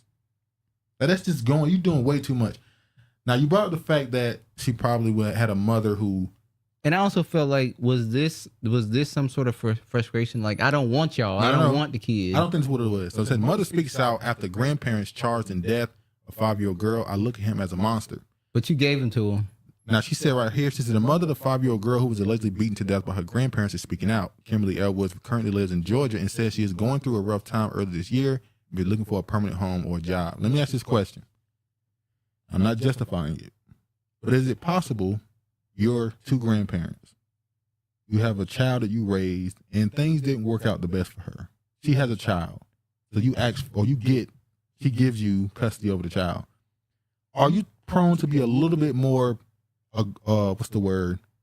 Aggressive and impatient, aggressive with your discipline to try to make the child not end up like your daughter? No, that's not how typically grandparents typically are much nicer and spoil their kids to their grandkids than they actually are to their own damn kids, because normally they didn't raise them, so the grandparents raised them, or they're older now and they just treat them nicer. But I'm saying if you have a child that didn't turn out well and they have a child and you have custody over them, you're going to tend to do a little bit more to make sure they don't end up like the first time, like your child ended up. So you might tend to be a little go too far with your discipline, but a little too strict. You can't go out as often. I don't think so, because it's a difference between a person just being a shitty person versus her saying, I'm in a predicament where I'm trying to do better, find a place to stay, get a job. Can you guys take my daughter on until I am set up and able to care for her properly? If they did not have the patience to do so, then they just should have said no.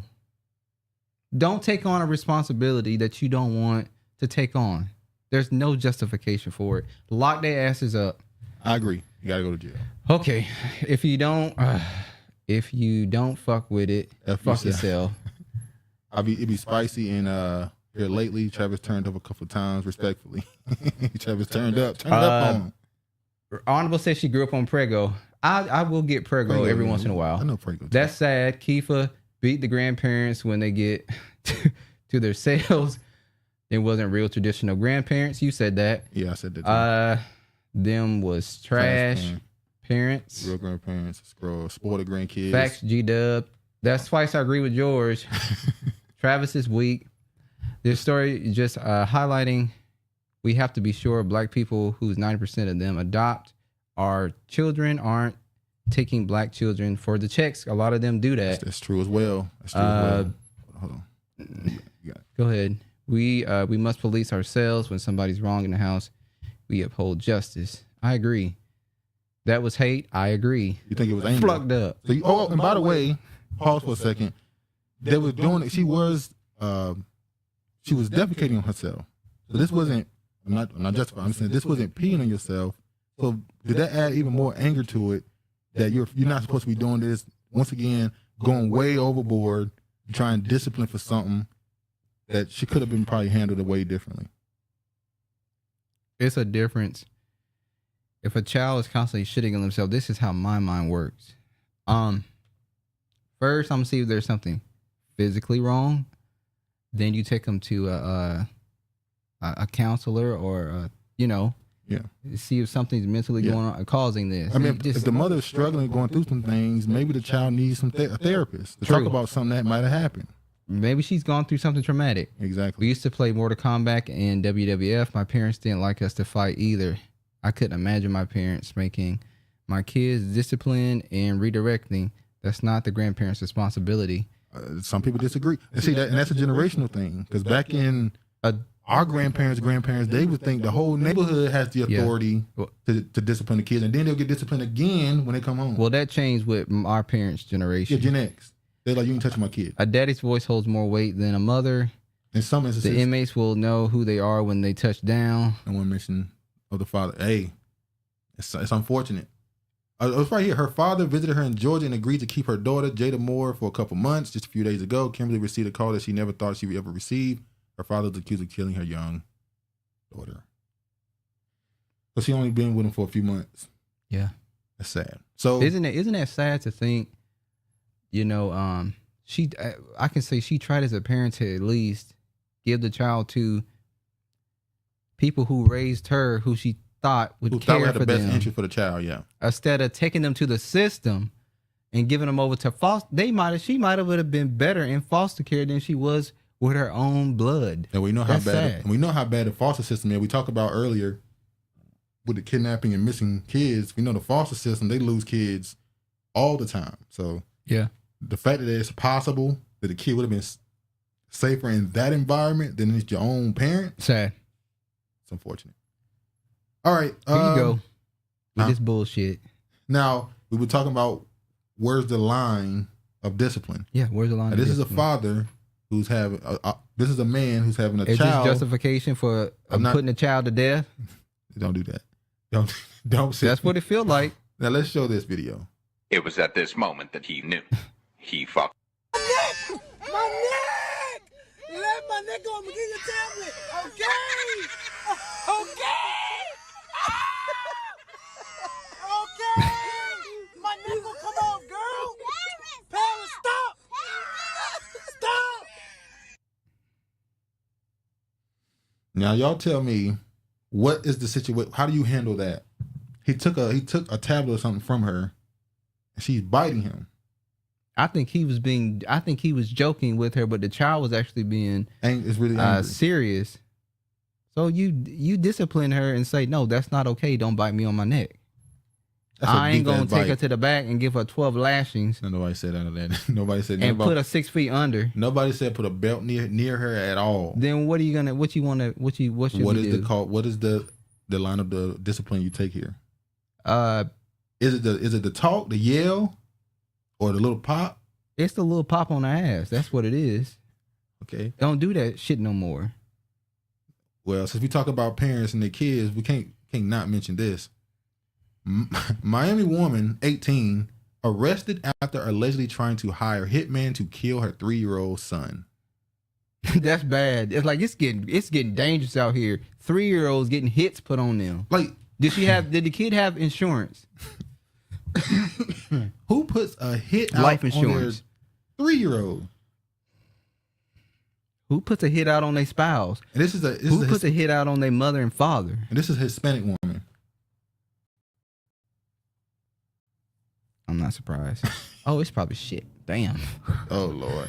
There's no justification, period. I got a weird vibe off the mom. On code, I agree. She looked like she had a pet rather than a child. How she looked. I think she knew grandparents were overboard this time.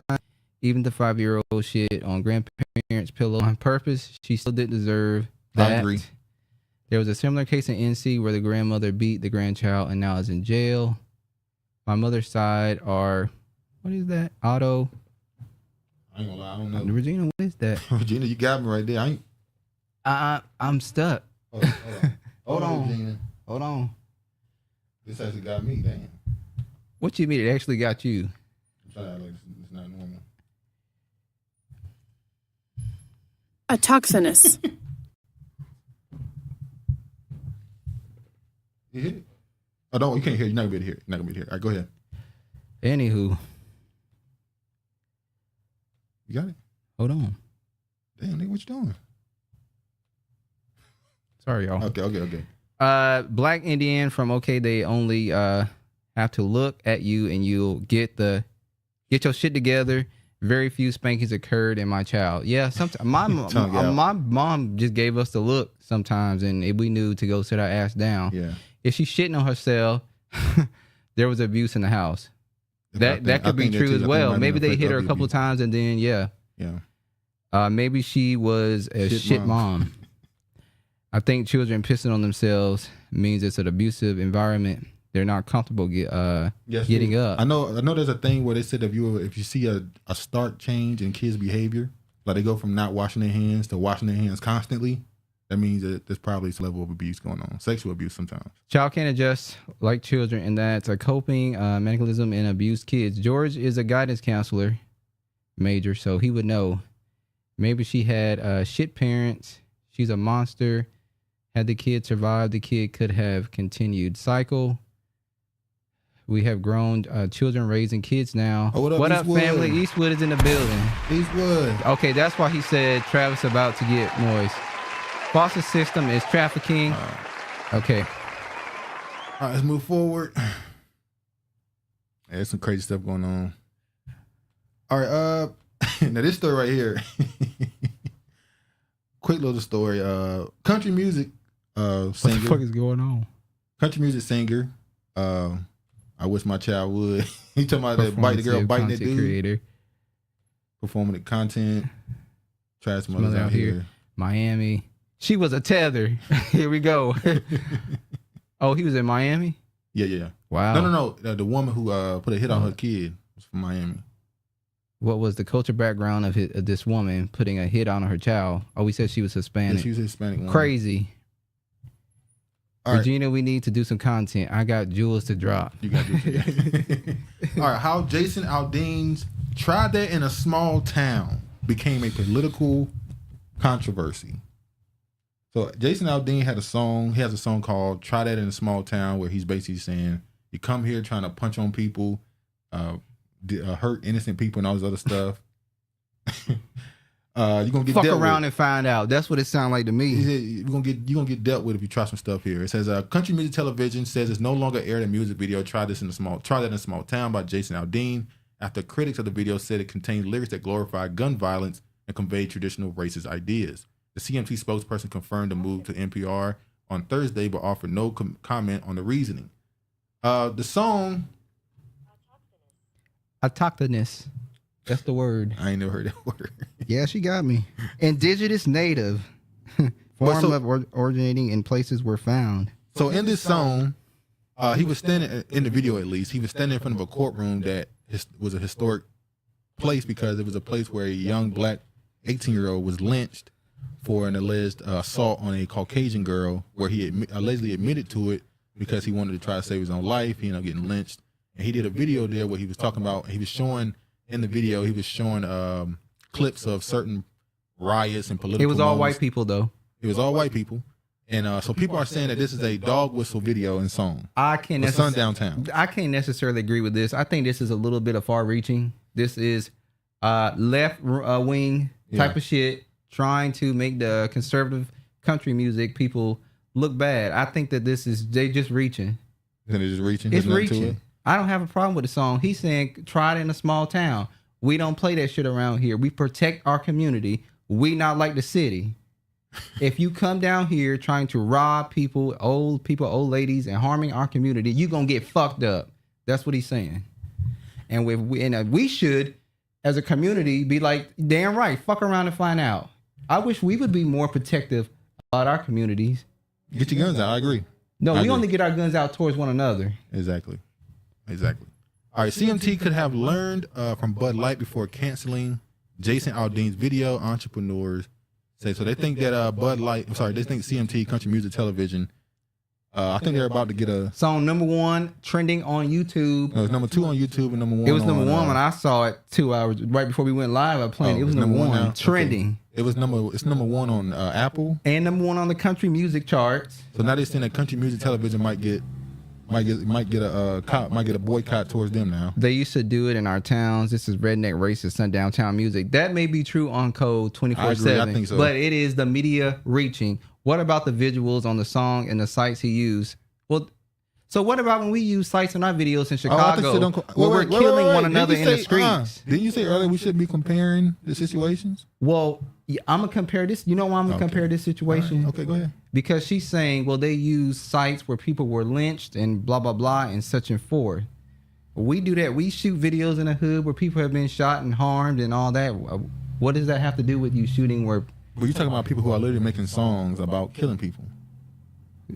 Isn't that what rap music is sometimes? It's about songs we're making. I'm talking about the rap music. They weren't talking about killing people. They just said, no, he said, fuck her. He said, try it in a small town. That's what he said. It's sundown town. I agree with on code. Okay. He was sending out a dog whistle. Travis not a part of us, and definitely about that life. Samoans confirmed this facts. I've seen Samoans, but we've never had a physical contact with one another. I agree with the video, but unfortunately we can't say come to the Grape Street corner and get your shit took. There are plenty of other movies and videos that have sites. That's not a good argument. Killing each other is not on code. What up, Drake? What up, Drake? I just think that the media just blows everything out of proportion. We know that there are sundown towns, and yeah. Well, we know the reason why they're doing it, but we just pointing out it is what it is. They're reaching, but it is what it is. I was listening to the shit before we went live. Now I'm just point this out. It says country star Jason Aldean dashes off stage with heat stroke mid song ending concert, and somebody said that's karma. He was singing songs about sundown town, then the sun took his ass down. Well, they can't handle being in the sun. So people making jokes about we that. don't use historical sites where racial historical harm because of their skin tone. Well, so are the black people standing in those positions because they're black? The U.S. is so dramatic and toxic. I agree. Toxic. The Most High took care of his ass. So basically, so what y'all saying is y'all just don't believe. I said the Most High got his ass. Oh wait, you said it's not wrong though. What's not wrong? So the song, he wasn't. Listen, but the Most High, okay. I don't get upset when white people. I don't get upset when white people come out and defend their communities and say shit. I look at it and go, wow. I wish us as black people would come out and defend our communities. I agree. Travis loved listening to white shit before this black show. Wait. Some poisoning is real. Exactly, Regina. Exactly. All right, now I'm going to go jump onto this. I know I talk about Keisha Lance Bottoms way too much. Y'all probably sick of me talking about her. But I'm telling you, it's something about her that they got playing. It's something. But anyway, remember this was back in where is that? This is back in March when she left the White House. She left the White House. She wasn't working with them anymore.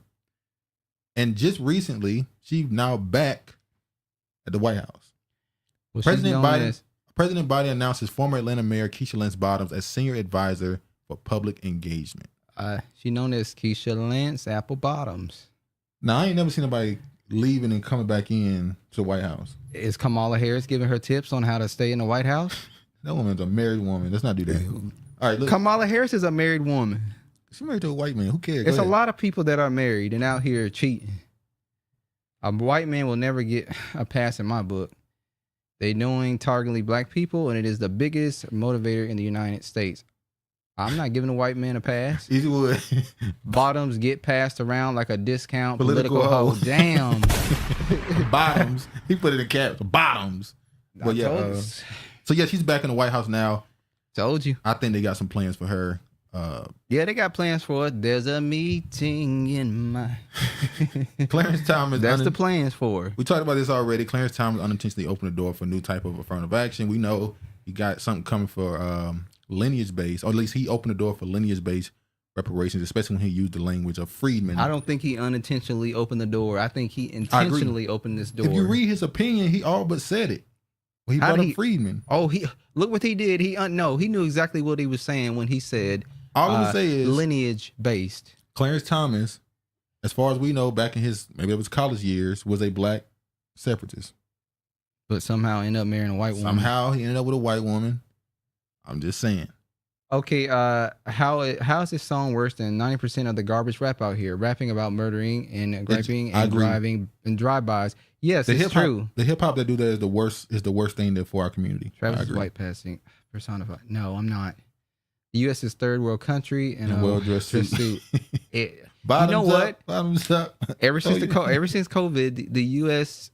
is definitely on the decline as far as how it looks. It's bad out here. Go ahead. They rotate people all over the White House. This is a usual situation.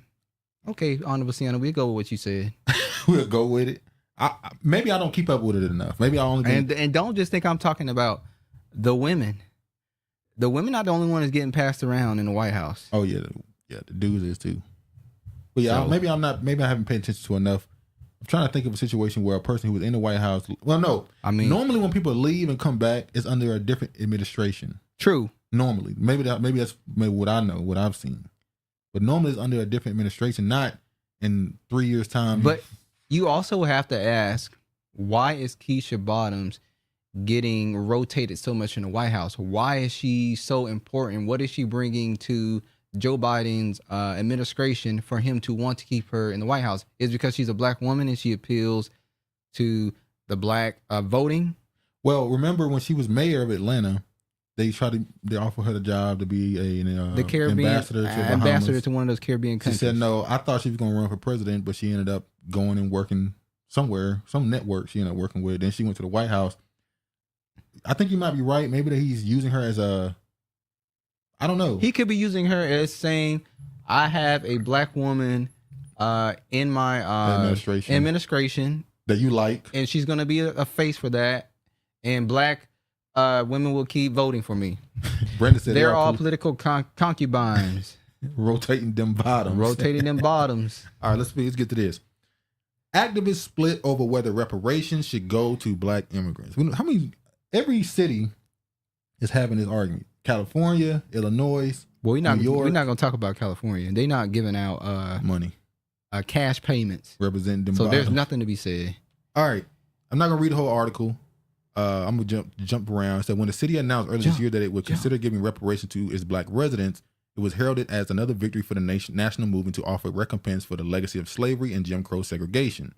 The city has played a key role in financing the slave trade and has set site of fierce resistance to integration. Now, advocates say it is time to address the lingering damage. But as the mayor started choosing numbers for the Boston task force, the city quickly became one of the chief battlegrounds for the adjacent fight playing out within the black community. Should reparation programs be limited to people who trace their ancestry back to American slavery, or should they include black immigrants who came to the country by choice? The debate highlights tension within Americans' rapidly changing black community and risk fracturing the movement that is already struggling to go mainstream to gain mainstream acceptance. It could also shape the reach and ultimate price tag of reparations program being developed in more than a dozen states and cities across. He's from Macon, Georgia. The country. Honorable. Macon, Georgia. So when you go through this, it says after centuries of shared history, the black American community is increasingly heterogeneous, and the division is showing up in attitudes about the need for reparations, according to the 2023 Washington Post survey. 75% of black Americans think the federal government should pay reparations, including 77% of the native-born black people compared to 59% of foreign-born black people. Well, of course the foreign-born people would be opposed to it because they don't qualify. You don't qualify. So you're not going to be for reparations when we're telling your asses you ain't getting shit and get the fuck out of here. So a California panel has recommended billions in reparations for the black residents, but it could exclude anyone who could not trace their lineage in the United States back to 1900. Smaller reparations programs launched by cities in Rhode Island and Illinois have not made a distinction, and black immigrants are able to apply. Mad tunnels in the White House, I'm just saying, because she's a real black woman. Unlike the Caribbean, like that Indian woman, Native American woman said on, what's his name? I'm a real Phil Donahue. Indian. I'm a real Native American, not a fake one. Getting a check every month. Fuck them. $5 Negroes. Activists, reparations based on lineage. It's not debatable. It's a smokescreen. Look up Reparation Task Force for Boston. It ain't lineage based. There's an Asian in the force. Come on, man. Yeah, they said they wanted to, initially they wanted, one of the people who was an activist, they said they wanted at least 7 freedmen, the same thing as should be all black. FBA, black, whatever, She wanted 7 freedmen on the panel. Yes, yes, Honorable. That article is written by a damn immigrant. This article is written by an immigrant.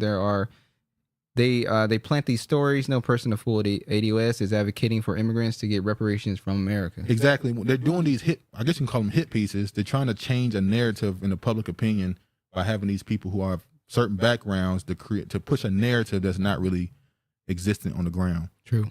Let me move forward. I want to read a particular part.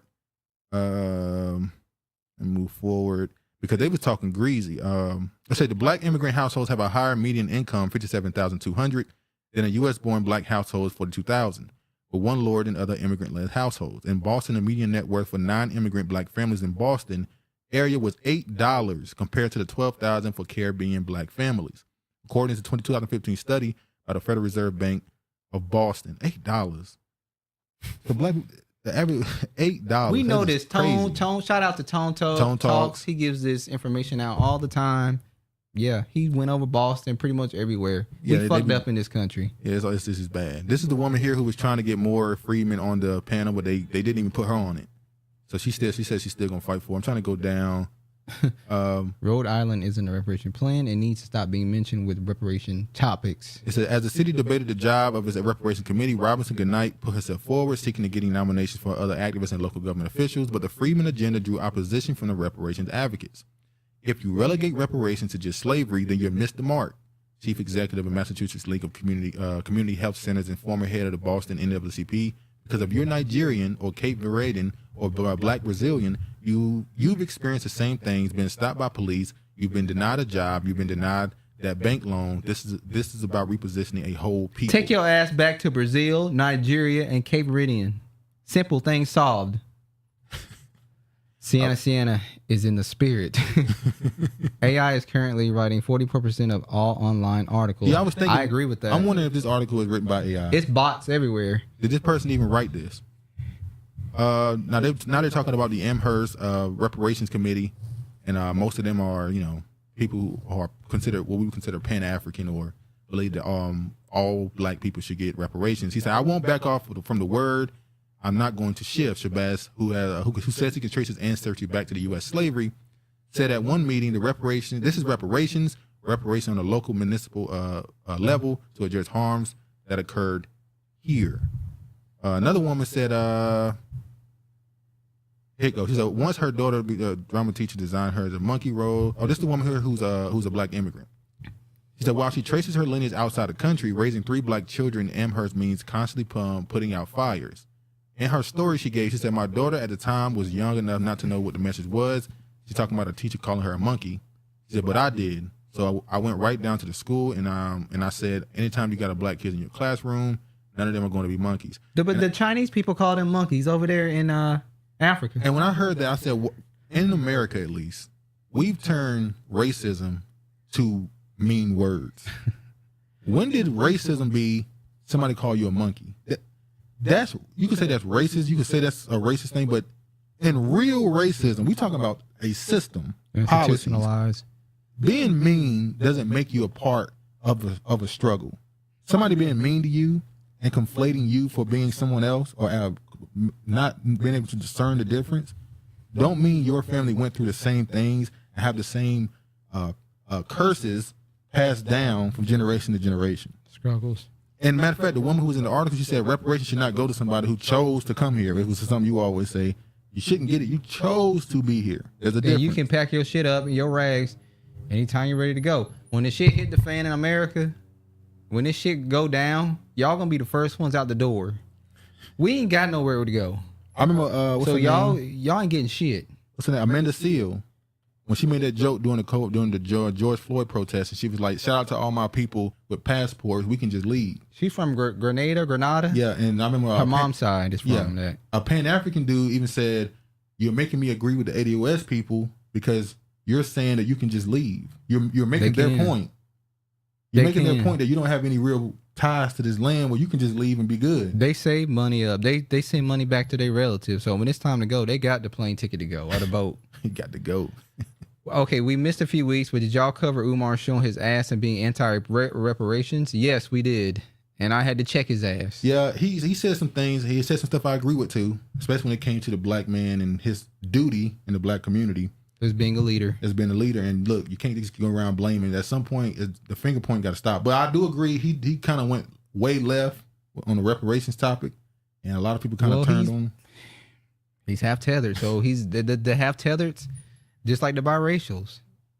They're always going to just not be aligned with us. Dual allegiance? They do. What do they call them? Bi-ethnic? The bi-ethnic and the biracials are just, we got to cut them off. You got to cut off, you got to get the weeds and the wheats. Yeah, I saw this right here. Black immigrants have allowed the U.S. to promote. They are successful because they meet the immigration mandates, and now they look stupid claiming they need U.S. reparations. It says right here, so we must be getting ready to get reparations because now major corporations are here trying to low-key claim amnesty early, talking about we were abolitionists. Our ancestry led the way. P&G descendants detailed ties to Underground Railroad. I'm not going to show the video, but basically there's a lot of corporations coming out like, we ain't had nothing to do with that. So don't come to us asking for no reparations. Because you ain't getting shit. We was a part of the Underground Railroad. Our books are clean. Y'all hands are clean. You guys actually owe us money. Your debt isn't going. We're not going to talk about that. We're going to let it go. About 14.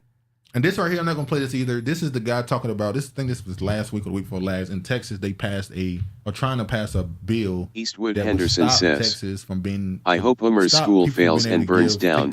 Without the children, after watching that video, he can kick rocks. Go ahead. Wow, Eastwood, that was low. I hope Umar's school fails and burns down without the children, of course. After watching that video, he can kick rocks. Now, we could disagree, but we can't take away everything that he's have said. I can disagree with him. I can't just completely dismiss I can't throw him in the trash as of yet. Now, he come out saying some other things. Saying some more stuff that is like, just, you can't come back from it. Then we'll wash his ass up and say, he Cuban. Oh, you're going to just call him Cuban, all right. All right, this is talking about money and reparations. LOL, what was that voice? Floyd Mayweather dropped $7 million in South African What was Gucci that voice? Blowing money fast. Floyd Mayweather dropped $7 million in a South African Gucci store, but did he break off the people? Floyd Mayweather, brilliantly flawed, says, give y'all money, then crash the economy. People. He allegedly spent $7 million in a Gucci store, and people are asking the question, why does he take his money and stick quote on that type of thing? I don't think he spent $7 million. I hate to sound like I just hate all other, but why do Black Americans love going to Eastwood Henderson other says, countries and is that y'all AI talking? I just don't understand. Well, sometimes I would imagine it's business opportunities. I'm pretty sure that trip wasn't random. There's a reason why they would wait for him to appear. Well, we know there's something always in it for them because celebrities are selfish people. So yeah, he didn't go there just for his health. I went there. Is that y'all AI talking? Or what happened? There's a weird sound. Scorpio Sashation T says, some voices reading us the comments. WTF? Comments. What the fuck? Wait, what? She talking about me? Oh. You sure you didn't turn this on? There is a thing that reads. Brilliantly flawed says, damn. Yeah, my AI talking. Yeah, my AI talking. Oh shit, it's been reading. Sorry, y'all. I hit a thing. I hit something. Sorry. Yeah, I think he hit something. Got to read. Let us know if it's still reading. No, not Travis.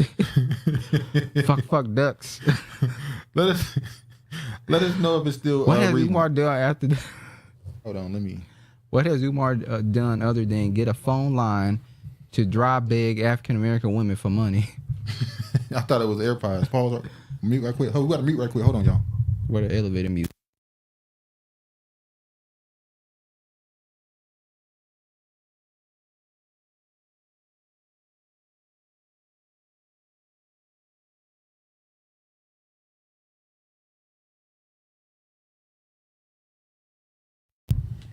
Kiefer said, "Keep it on. It's hilarious."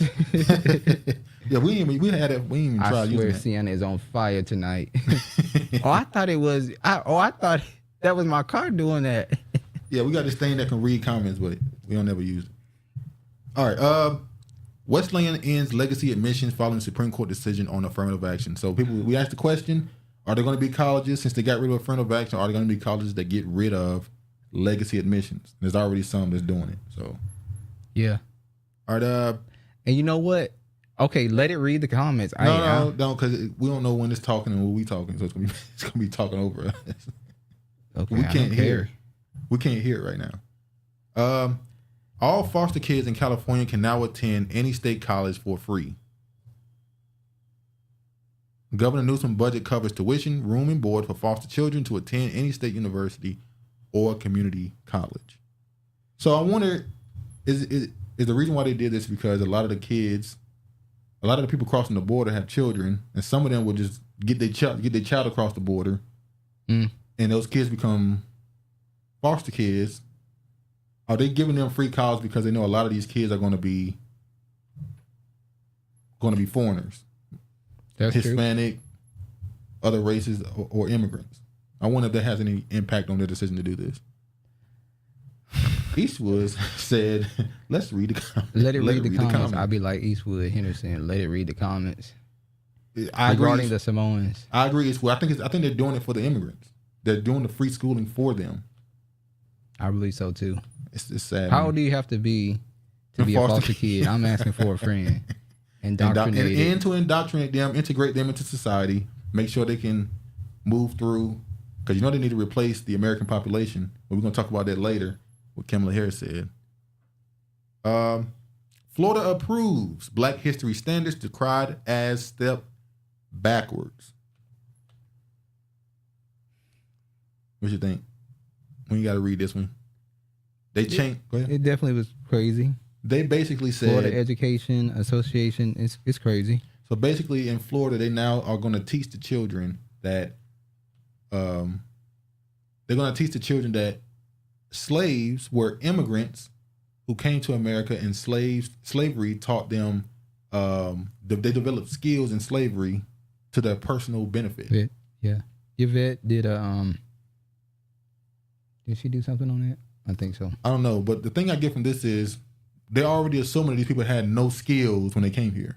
They had skills, and the ones that was already here had skills. And when you look at the other stuff in there and what they want to do, I got this right here from Ivy League will set the standard and the others will follow. When you look at this right here, basically they're trying to say that anything you teach on one side, you got to teach on the other, which it gets crazy in some instances, because whenever you talk about a race war, or a race riot that happened, they're not have to teach that the black people did something to make it happen. So if a black dude was accused of something and was lied on, and the Caucasians come and try to confront him, and the black people defend him, and it lead to a race war, they'll say they're both complicit. True. That's what they want to teach in Florida now. And I feel like Ron DeSantis is doing... Like when they said the massacre or something that happened, they try to blame it on the slaves, why it happened. Yeah, that's what it... And I think I feel like Ron DeSantis is starting to do things a little more radical, because his campaign isn't really doing that well. Yeah. So he's trying to do something to up his numbers, but it ain't really working for him. You notice they're allowing us to learn about African slaves, and that's it. They won't dare cover the slavery after Jim Crow years. That's a good point too. That's exactly what they're doing. They're pleading us to send the Mexicans. Fuck the U.S. government. I ain't teaching my child that. One of the things that annoyed me the most during the reparation talks in California is it was the mention of foster care. It's like a trump card. Exactly. They owe us that. We should get free tuition on the strength of Jim Crow. They never teach about African kings or queens. Well, you got to look it up yourself. They ain't gonna teach you they're not gonna teach you about your teach you to be more referred to as Africans. They're not gonna ever teach you to actually know who you really are. But anyway, identify. This is one of the things that they said you have to teach. This is one of the strands. It said identify African Americans who demonstrated heroism and patriotism, e.g., Booker T. Washington, Jesse Owens, those are Boule, Tuskegee Airmen, Martin Luther King Jr., Rosa Parks, President Barack Obama. Those are all Boule. First Lieutenant Vernon Baker, Sergeant First Class Melvin Morris. Exactly, Key, for homeschool and trade school. It's the way to go. Then they get a skill in a trade. Then they got other stuff they got on here about what they want to be taught. Once again, both sidism type stuff. Yeah, so he got a lot of backlash for this, but it's approved. Yep. Florida is, is what it is. What people are doing is they're taking their kids out of school.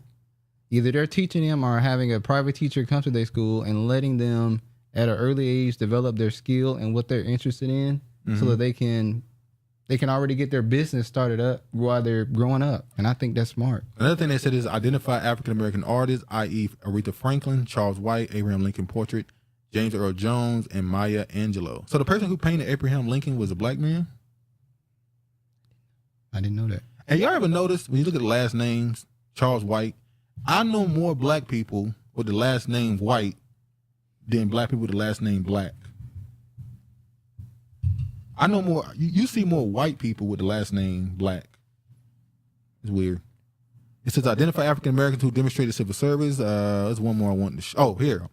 Identify oral traditions and folk tales of African Americans, e.g. Anansi, the spider, tale of the midnight goat thief.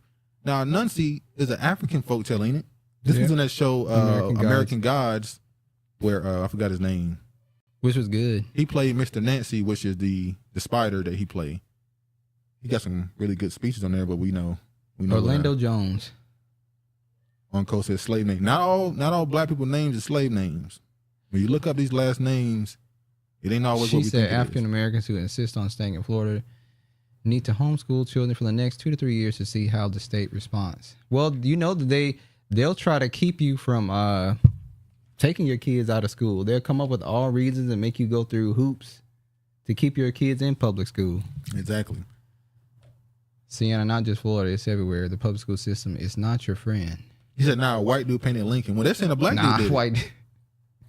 DeSantis just announced that he is resetting his campaign, so the target of AA and woke isn't working. No, he's a black dude. African Americans. Surname, who's your sir, your boss? Sir, yes, sir. No, it says Charles White was a artist. Charles White, W. White, American artist. He was black. Wasn't he? Yeah. It was a black man. It was a black man, according to them, at least. Then I went through this right here, the African American folk tales and the stuff they would tell him. They tell a story here about the hair and the something else, and I changed that story. Well, he probably giving them money. Huh? I can't understand how the 4 HBCUs in the state of Florida allows this to happen. Well, they don't have the money like the other schools, I guess, or the impact. Then move. You need to do what's best for your children. Your last name was English. I ain't English. You don't. If you do, we don't get into that right now about the names. Nah, he white. George Peter Alexander Haley. All Negroes who fight for the black community are married to whites. Orlando Jones, etc. He's an actor. Orlando Jones, that's his name. Oh, I'm talking about the painting they're talking about. They say he painted Lincoln. I don't know, not the painting you're talking about. I guess there's another painting he did that was done by a black man. All right, Ron DeSantis campaign fires staffers after fundraising shows high spending rate. So he's spending more money than he bringing in, I guess. Fundraising ain't going well for him, possibly. He's going to end up dropping out. How long do you think that's going to take? Oh, yeah. How long? Now, this video is the border. And I want you to hear what this dude got to say. Cause I guess these people don't speak English, but the dude recording, Caucasian guy, he speaks English. Listen to what he got to say about this. Oh yeah, dude. Counting out his fucking hundreds, dude. Super oppressed people, a bunch of military males, thousands of fucking dollars on them, nice clothes. Fuck these motherfuckers, dude. This is what fuck these motherfuckers, dude. So he's saying they got fresh clothes on, thousands of dollars, but they're being brought in because they're being oppressed and they got to run from some situation. So clearly somebody is paying them to go to this country. And another thing people kept pointing out was that it was all men. It was only like one woman I saw in the whole crowd. Yeah. Which makes it even cool. It reminded me of that story. In UK, there was a story of a bunch of immigrants coming to England.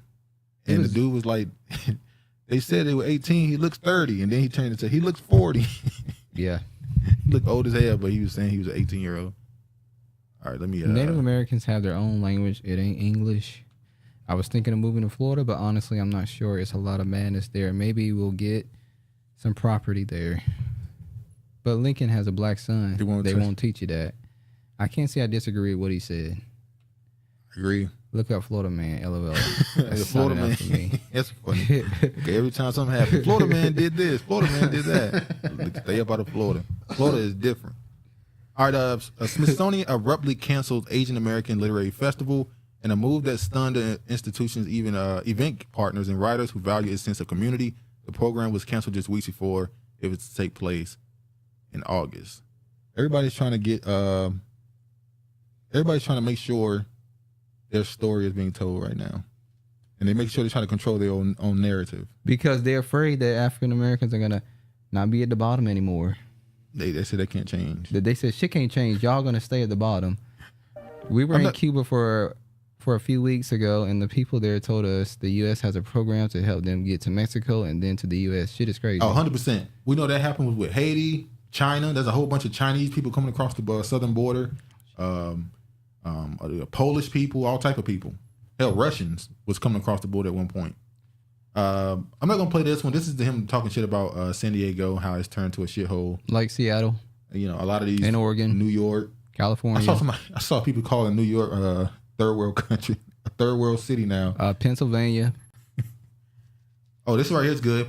After decades of struggle in Israel, dozens of African Hebrew Israelites face deportation. Now, this was a story that was a thing like 2 years ago, 3 years ago, but they were trying to deport these most of them I saw were Black Americans who left America and went to Israel and try to claim lineage as a Jew.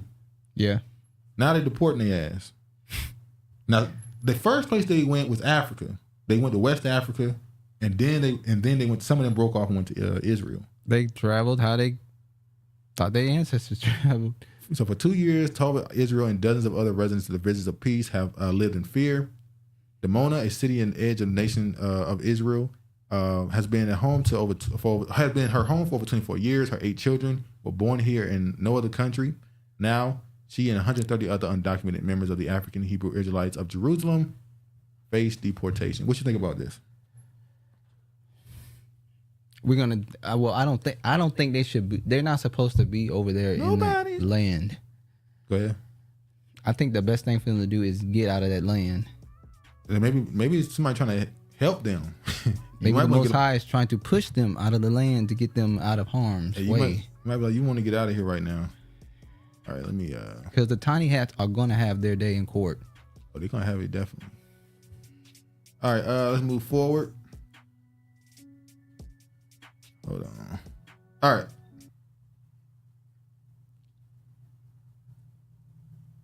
Georgia Supreme Court rejects Trump petition to block election probe. Not gonna spend a lot of time on this. They're trying to get Trump up out of here still. Now they're saying that the electoral people in hold on. In Michigan, 16 electoral residents have been investigated for what they think is face felony charges for fake elector scheme. They said they were trying to flip the 2020 election. Also, what's the woman name down in Atlanta? The judge, not the judge, but the DA. The DA. I don't remember. They're allowing her to continue her investigations of Trump. So Fannie T. Willis, that's her name, her office, for further probing whether Trump and his allies broke the law when they sought to overturn Trump's 2020 election loss in the state. They also trying to do it in, what was the other? Oh, what's the other states that are going against Trump? Yeah, it was the other states trying to do investigations about the electors. Oh, it was Arizona and Fannie Willis. Yeah, we got it as well. Yeah, Fannie Michigan. Willis. Yeah, Michigan. No, we got Michigan up here. So they trying to get him any way they can. You think he's going to prison? No, I don't think Trump is going to prison. I do not believe Trump is going to prison. All right. Now, this is what Trump had to say about. There's a movie called Sound of Freedom. It's one of those movies that's being promoted as this right-wing white movie for conservatives. Sorry, I think I deleted someone's comment. My phone wet. Okay. All right. Hold on. Is Uncode? He ain't even got what to call it. Yeah, give him one. I can't give him one right now. I'll give it to him afterwards. All right. There's a movie called Sound of Freedom. It's about child sex trafficking and child Trump had some comments about it, and it's been a kind of attacked by certain media outlets, which make them look crazy. Makes it look like they're defending child sex trafficking. But you can go ahead. I'm in contact with a few of them to document their progress. Are you in contact with the women, Eastwood? Few concubines. That's crazy, East. Give me their number too. I want to keep up with them. I'm in and out. Did y'all discuss that Lincoln's mom was Melanesian? That's like a Appalachian. No. I didn't know that. Yeah, I think that's like Appalachian people, aren't they? They should leave Israel. They came to the party too early. I agree. I agree. That's not their land. Meet it under review. You were about to sing the Deborah Cox song, LOL. Don't think so, Regina. Fannie Willis. Okay, we read that. I don't think Trump will win and the Civil War will kick off. That's where it probably is going to go. Black American men being embarrassed no matter where they are, shaking my head. Wow. Swinging on niggas, yo. Damn. People think Trump is going to prison are the same people who think Jesus was white. Crazy nuts. Hey, man. He got what, 40? Was it 30-something cases on him? Regina be elevating our vocabulary. She showed she done got me twice. I had to go pronounce, had to think. QAnon is government psyop. Just like that January 6th, we know. Yeah, all that she stuff did. We know. Bedminster of the important new film, Sound of Freedom, about the power of faith in overcoming evil, and in particular, the evil of child trafficking. Big problem. We had it down to the lowest number in many years, just 4 years ago, and now it's gone through the roof. Even though the fake news media has tried to ignore it, Sound of Freedom has been a national sensation and a colossal success at the box office, really big numbers. Everyone should see it. This is a very important film. And now, shout out to Bryant. Now, what up, Bryant? We're not embarrassing Sierra. Now, Trump is obviously trying to use this movie to continue to promote himself. He knows the movie got a lot of support and traction, and the fact that certain media outlets are attacking the movie, he's going to automatically come behind and support it. Obviously, we know what that is. Yeah. All right, New York Federal Reserve and U.S. banks complete programmable dollar CBDC test. We about done with cash at this point, ain't we? Yeah, I do. We're coming to an end with cash. In this article, it says that some of us barely use it. In this article, it says that the CBDC, the central bank digital currency, is coming. They also said it's programmable, which means they can control who can spend it, when they can spend it, and how they can spend it. And they also said that you don't have to have a chip to use it. In this article, I'm not going to read it. Well, are people ready to be asked out on the streets out here? He said, are you put the mark right here? Nope. That's what a lot of people going to be saying. Get ready. You got to go weather the storm. There could be 15 retail CBDCs in circulation by 2030. We know that this, if this is, it's already been put out, it's going to be used at the top level first. Then it'll trickle down to the average person at some point. But they already saying there could be already 15 retailers using it. Because they'll promote it. It said Monetary Authority in Singapore unveils programmable digital money plans. We will get reparations based on programmable dollars. Would you take central bank digital currency as reparations? Is that the money currency at the time? The money currency.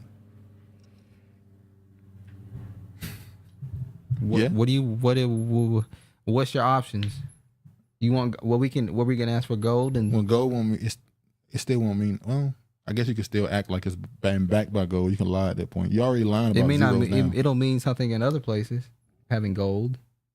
Yeah, the ones who decided. I mean, if America is falling into the bottom, do we really care what it means here? Exactly. So, do you want that? All right, Reverend Frederick Haynes III to take over Rainbow Push Coalition leadership from Reverend Jesse Jackson. We would care if we knew. Take the land. Money is only a note. We would care if we knew Jesse Jackson was still relevant. Fuck the Rainbow Coalition. Messy Jesse is retiring. The Reverend Frederick Douglass Haynes III is expected to become the president of Rainbow Push Coalition on Sunday, taking the helm from outgoing civil rights leader Reverend Jesse Jackson.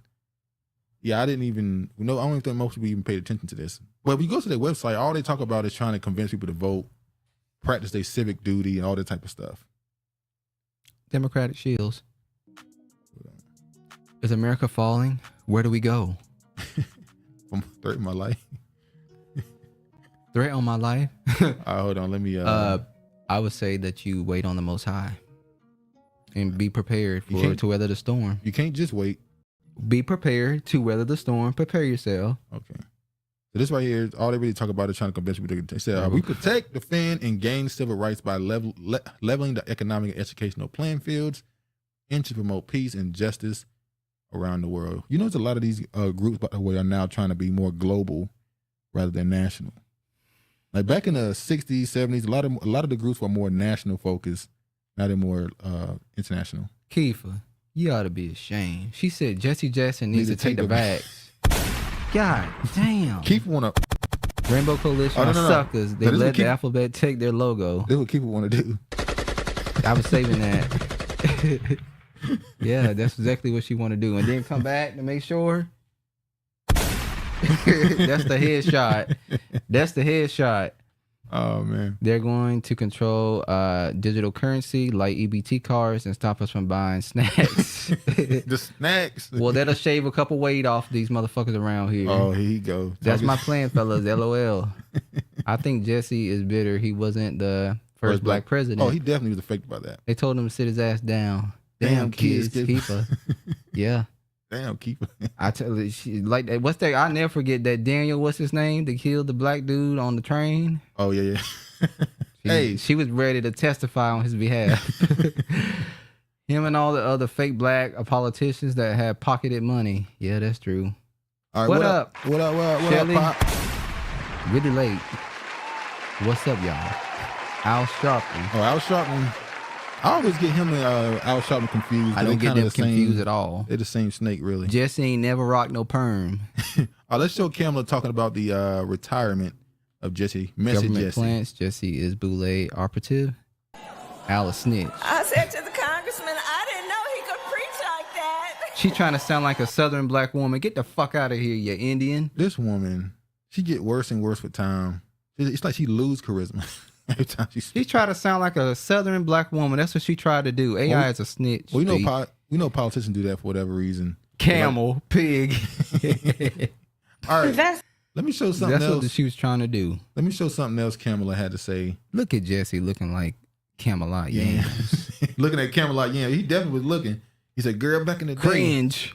He like, girl, back in the day. Back in the day, I would have taught. I tell you the truth. Matter of fact, back in the day, he might have knew her. Who, Kamala?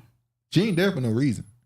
I didn't play it. Jesse said, can I get to the game? When we invest in clean energy and electric vehicles and reduce population, more of our children can breathe clean air and drink clean water. Wow. More of our She's children so fake. can breathe and reduce population and reduce population and reduce population. You know, you know how when you hear people say, we need to bring down the carbon. Everyone knew Camel. Y'all remember? Y'all know that I know y'all pay attention to this green energy push, this stuff they push. You know they use the term. We want to reduce carbon footprint, right? They've been doing this forever, though. But they don't make. They telling you right there in your face. Well, who's made of carbon? Humans are made of carbon. So when they say reduce population and reduce the carbon footprint, they're saying the same thing. She simply used the wrong words right there. She was supposed to say lower the carbon footprint. Kamala said, fuck it, I'm saying what it is. If Judge Joe Brown knew about Jesse, definitely knew about her. That's true. oh yeah, Jesse. Judge Joe Brown. Oh, man. Reduce carbonation footprint is us. Exactly. People too stupid to figure it out. We are the damn carbon. That's facts. She ain't black. Just became a nigga during the past election. We've been through this. We the only carbon beings. She couldn't keep her job at the brothel, but she sucked her way to vice president. She definitely a go-getter. Oh, if Mystery Man was in here right now, he talking shit. The city of Cincinnati apologizes for removal of black neighborhood decades ago. Kenyon Bar, a black neighborhood in Cincinnati, was torn down to build Interstate 75 in the new business district over 50 years ago. Only gonna say, if the apology don't lead to restitution, what's the point? That's what I said earlier. About it, what's the point? If you're not gonna do anything, I don't want your apology. See, it's Sienna now. All right. Black people in red line neighborhoods face higher risk of heart failure. Well, I wonder if that has anything to do with the fact that if you're in those type of neighborhoods, you probably deal with food drought cities more. This means you have less healthier food. This means you end up eating foods that make your health worse. True. So you have more heart failure. True. This is all affected. This is racism, by the way. They cloned Tyrone. Exactly. This is the real racism. Not calling somebody a fucking monkey. Because anybody can call you a monkey. Hell, black people call black people monkey. Get your monkey ass out of here. Reduce population by letting new immigrants in every day. Houseway. That's the thing. Houseway. Who they trying to get rid of? They said carbon footprint. Who they trying to get rid of? Who they always trying to get rid of? Who they been trying to get rid of? I say since the beginning of time. I say take the grid out. Start this bitch over. I work for myself. Ice Cube first back at fans selling out accusations by saying he's self-made. Black Twitter says he meant self-interested. Ooh, Atlanta Black Star is sending shots. They brought out the rusty blade on his ass. They try to pop his ass. LOL, I don't trust Ice anyone Cube. Can call you a monkey. I don't trust Ice Cube. You're right, because one thing Ice Cube doesn't want anyone to do is call him a sellout. The radical rapper whose career was launched with the controversial anti-police anthem "Fuck the Police" has faced harsh criticism over the past few years after aligning himself with President Donald Trump. You remember what? Ice Cube did this in the beginning of his career. What? He was this pro-black, and then he went away, and now he back again. He said something about the Jews, and they folded his ass. So when Uncle said, "I don't trust Ice Cube," you don't trust Ice Cube because you put their ass out in the sun and they'll melt. Now you got that from that's what Muhammad said. That's what the Muhammad dude said to him. Khalil Muhammad. He said Ice Cube melted. That dude was a great speaker. I ain't gonna. He melted. He was one of the great orators as well. Exactly. He said, "I trust Cube. I don't trust the media." Right. He Freemason too. LOL. They're all in it. That is absolutely true. He's faced harsh criticism over the last few years after aligning himself with President Donald Trump and the American descendants of slavery. I agree. Organizations, a group that publicly seek to alienate themselves from blacks in America that are immigrants. Recently, he and a fan had an exchange that questioned if he was the same guy that put out "Rolling with the Lynch Mob" back in the day, arguing that he looks and sounds very different in 2023. He don't though. He sounded the exact same. I'm gonna jump to this comment. I want y'all to see this comment this dude made. He said, "People are ignorant. Not once has Cube endorsed Trump. He only encouraged black voters to leverage their vote and get something more than a pat on the head and condescending rhetoric. Every other group knows that politics is quid pro quo, game, but black voters are satisfied with voting for everyone's interest but their own, continuing to loyally support one party and getting nothing for it is the real sellout." He said, "Dear Ice Cube, you can't save our people. They have a plantation mindset. If the government promised them some type of giveaway program, they will fall for it every time. Continue doing what you're doing. Some of us really appreciate you." You see Umar want to meet with Sukiana? Yeah, I saw that. Suki sucks. He said, first, like a few months ago, she was like, "I want to meet with the Hebrew Israelites so they could turn me to a wife." I think she was trolling. Then she said, "Maybe I need to speak to Umar. Maybe he's the one person that could turn me to a wife," or something like that. And then he put up a post and said, "I think it's time for me to sit down with the sister." I said, "Now Ice Cube." I said Ice Cube. Now, Umar, last time you sat down with one of them type of women, they came on exposure, a stripper exposure. So I'm just saying, leave that alone. Leave her alone. Did you see her in London? No. What's she do? What'd she do? She was just being her. Just being a Nigerian? Y'all trying to throw off to the Nigerians. Hey, she said she was Nigerian. They don't believe that. They don't believe it. We don't believe she's Black American. Now, I'm not. I saw the point I'm pointing out right here is also how they try to tie him to ADOS. Ratchet. They try to tie Ice Cube to ADOS. Now, I didn't know. Maybe y'all knew. I didn't know that Atlanta Black Star was owned and ran by a Jamaican, or at least some Jamaicans. They pretty much have gotten everything. Every black platform almost. Like, what the hell going on? It's ran by tethers. So it makes sense that they would constantly denounce ADOS because they're not That's not their lineage base. Now, this is a tweet they put out 2019, where the National Urban League president, Mark Morrow, he came out against ADOS, and Atlanta Black Star was very supportive of it. Honorable Sienna said, I want Ice Cube to sit down with someone and get this message together. His interviews are disappointing. Travis, I said this earlier. Hold on. Travis made that same point immediately before we even went live. Go ahead. I said that Ice Cube is not a great public speaker. And when he goes on platforms, he seems unsure of himself. Indecisive. And he does not have conviction when he speaks. Yeah. He doesn't have numbers. He doesn't have data.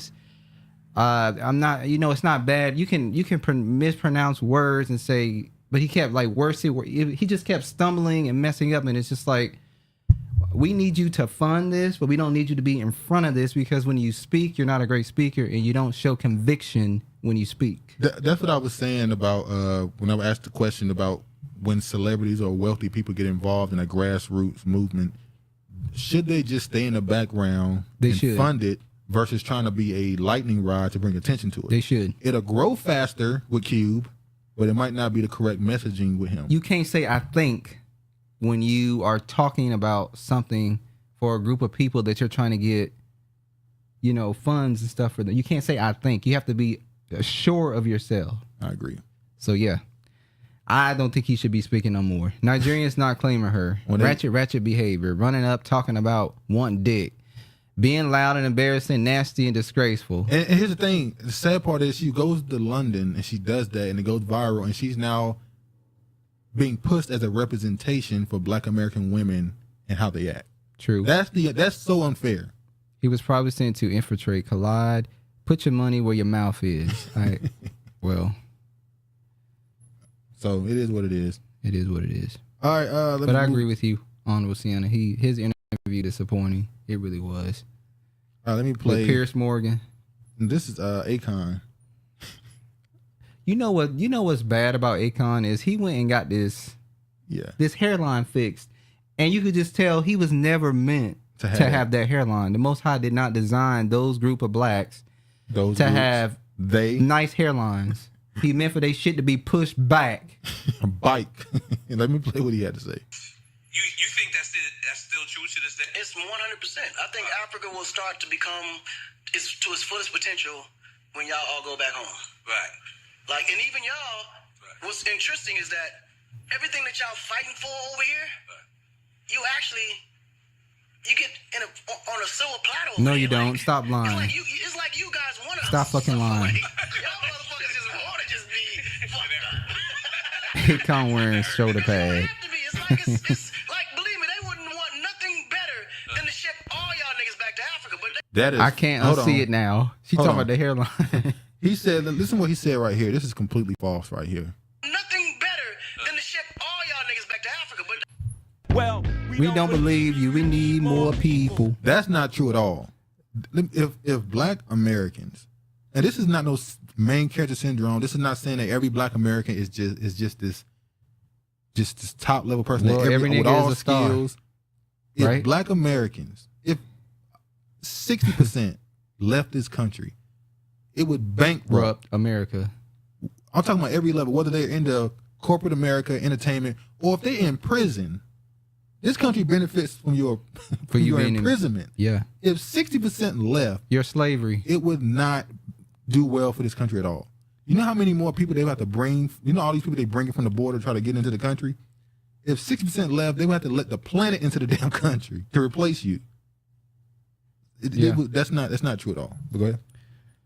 Definitely how I feel about Cube Travis. Is Donald Trump brushed forward then shaped? Oh, okay. Africa is a tribe, not national. She said his hair is Donald Trump. You know how Donald Trump got the wig and then his brush? So he tried to wave it. He tried to wave it up. Donald Trump does like a overturn or turn, something he does. He covers his bald spot. He flips his hair. Yeah, he tried to wave his up. Only our tribe would accept you. Ask the passport girls. I think we need to stop propping up these celebrities. Make the trigger lights go back to Iceland. No, wait. Well, Okon just saw for a second. He said that Africans are tribal because asked the passport girls. Yeah, there's this thing with the passport bros that blew up. And they were talking shit. Well, they started doing this thing called passport girls, and then going to the African continent and the reaction to them, with they treating them basically like Western women, like, you know. So it's not a good look. How they think Western women are. Exactly. Because not all Western women are hoes. That's true. Some of them out here have, standards. This is what Akon said as well. Nigeria, world's smartest people. Then why you need to ship all the black people back to Africa and Nigeria and all these smart people? That's why I was asking the question. It was like, well, have you seen their roads, their streets? They have no development over there, just about. Well, let me take that back, because they do have cities that are developed. They are developing. They are developing. Countries.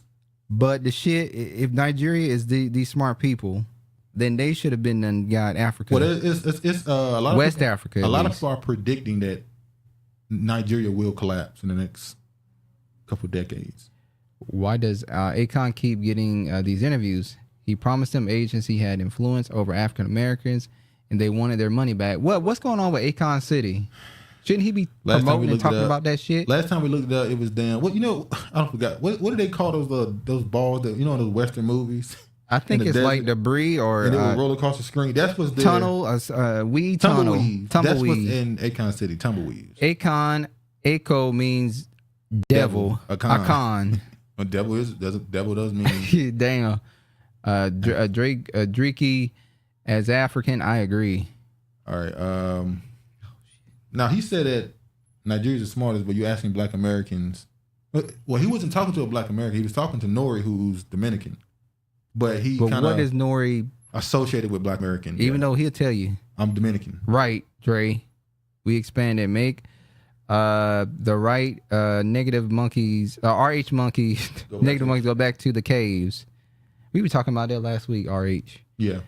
Americans have a sick obsession with African Americans. They don't want to see us go. Immigration has to stop conflating our reality with theirs. We are the only ones who circulate our dollars here. It's true. I don't want any generator running outside of my house all night. I'm just saying. I agree with you, Brinley Flaw, and the shit still go out. But you still need you still need a generator in case shit pop off. It's good to have a generator for backup if your electricity goes out. But still, I don't want it as a main functioning thing for electricity. All right, he's a Greek Mexican. But look, Greek blacks. That's kind of although so much you can go into that, the Greek. But anyway, Latinos are now blah, blah, blah, blah, blah. stepping. They steppers now. Latinos and the big steppers. And they don't play La Bamba. No.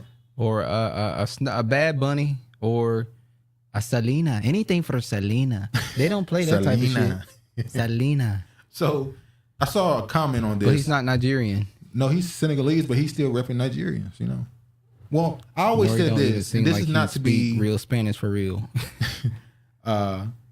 Is that gyro burrito? Yeah, burrito. I don't know. LOL. Gyro burrito. Okay, yeah. I thought it was burrito, but I'm saying this. I'm not trying to be, but I always looked at Nigerians, and this is just how I feel. Yeah. Nigerians are like Black American light. Like a lot of the aesthetics, a lot of the stuff, the way they carry themselves is kind of Black American-esque. Not all of them. Not all of them. But the westernized ones. The ones in the country who purposely adopt certain things from Black American culture. They should help us defeat the cracker. Well, they crackers. But anyway, Solar. Let me play the video of these steppers.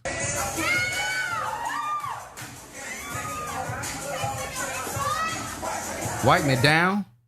And that's the crazy part. That's what they started to play.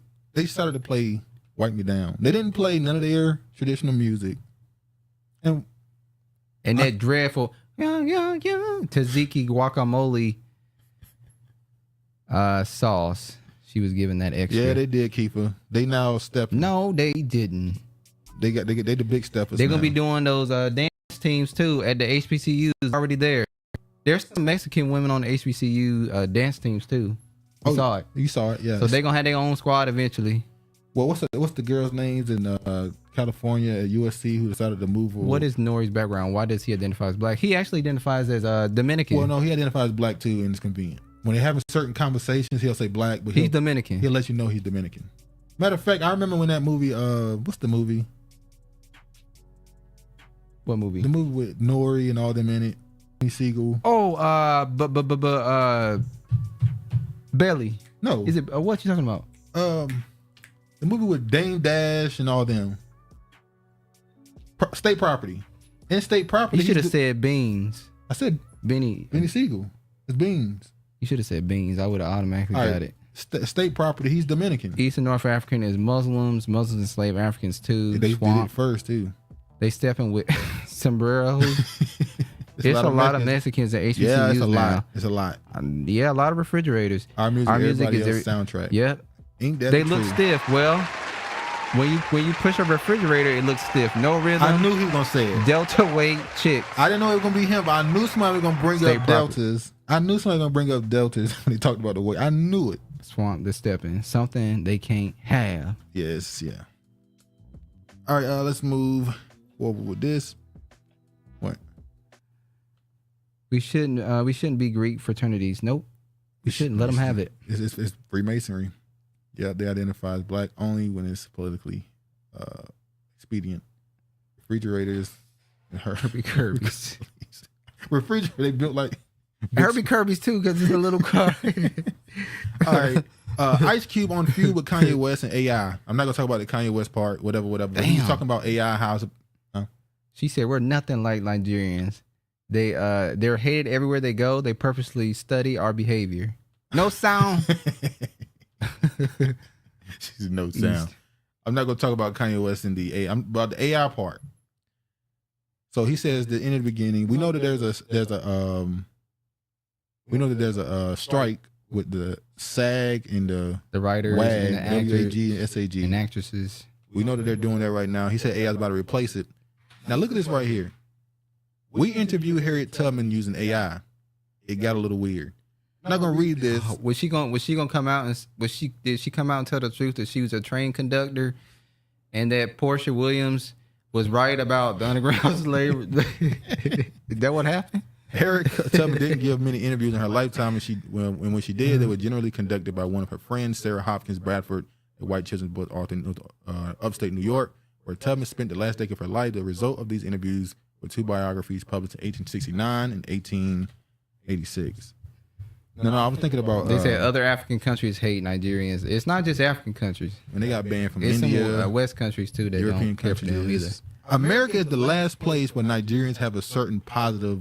No, that's not true. Image. They scammed Washington State out of millions. I'm talking about how they're viewed in America. Mainstream media still view them as they still have a positive perception in America. AI will be the end of the world. But what do you think about them interviewing dead people with AI? How would you interview a dead person? Well, you take their interviews and the stuff they said, and you put their history.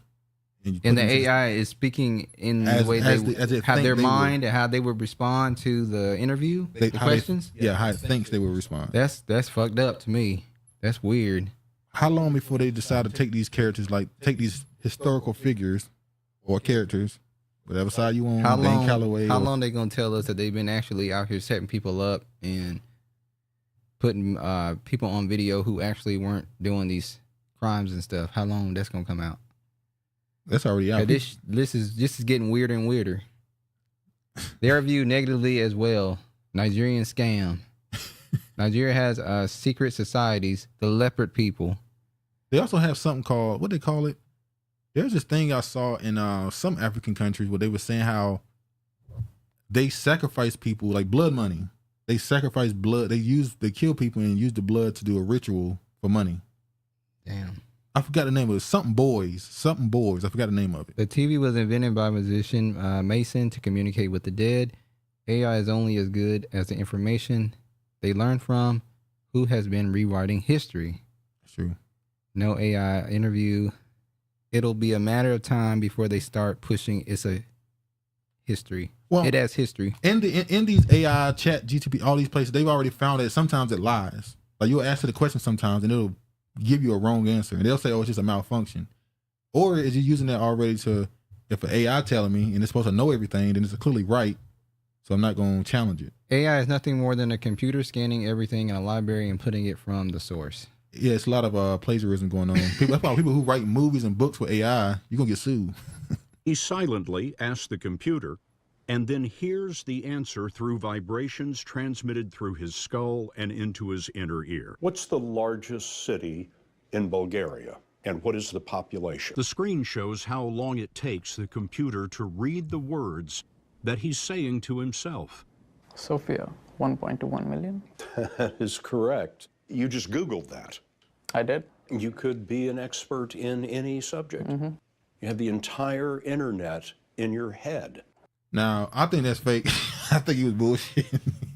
Well, we don't believe you. You need more people. But and he Indian too, right? He's an Indian dude. They right there with the. I don't know who's bigger. Nigeria. I think the Indians are bigger than Nigeria. India are way scrying. That's true. Scrying. That's for TVs. Yeah.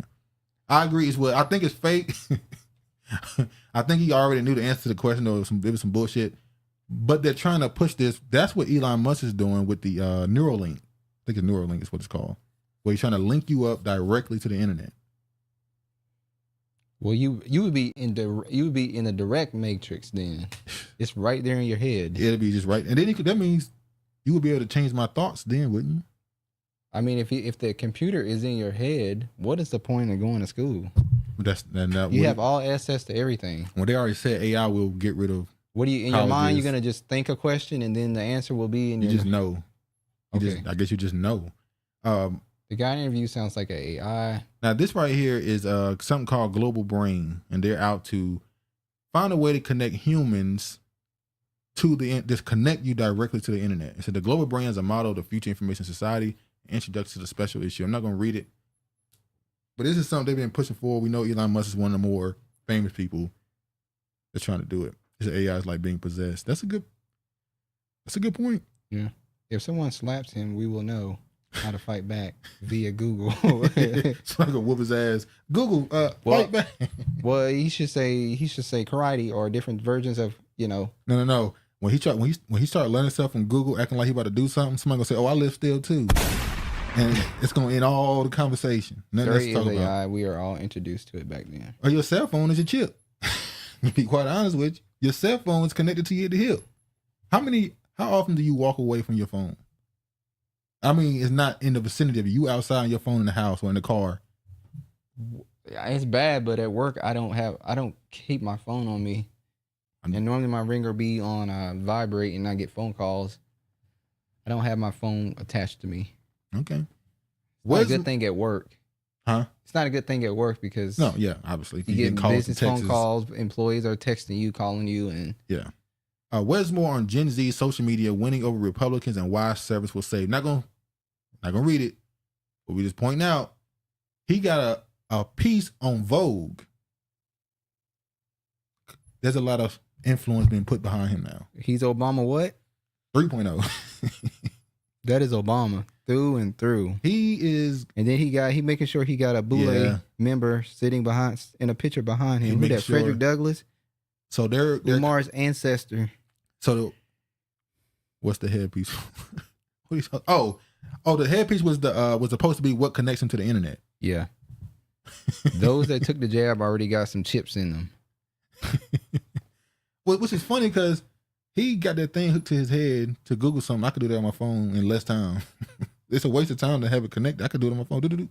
I knew before he did. Well, if it's connected to your brain and you just think it. He said he's doing the hidden hand. Yeah. He's a Mason. He's definitely a Mason. But he's now being pushed to you. They're constantly introducing him to the public. They've been introducing him to the public for the last year and a half. So what's more, they're gonna keep an eye on him. He's gonna be very influential in the next 3-4 years.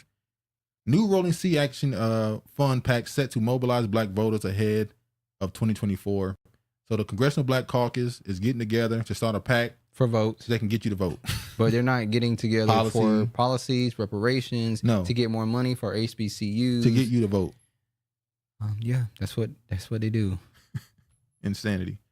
All right, last thing we're going to talk about, then we're going to get to this thing we've been supposed to get to for the last 2 weeks. We're going to show...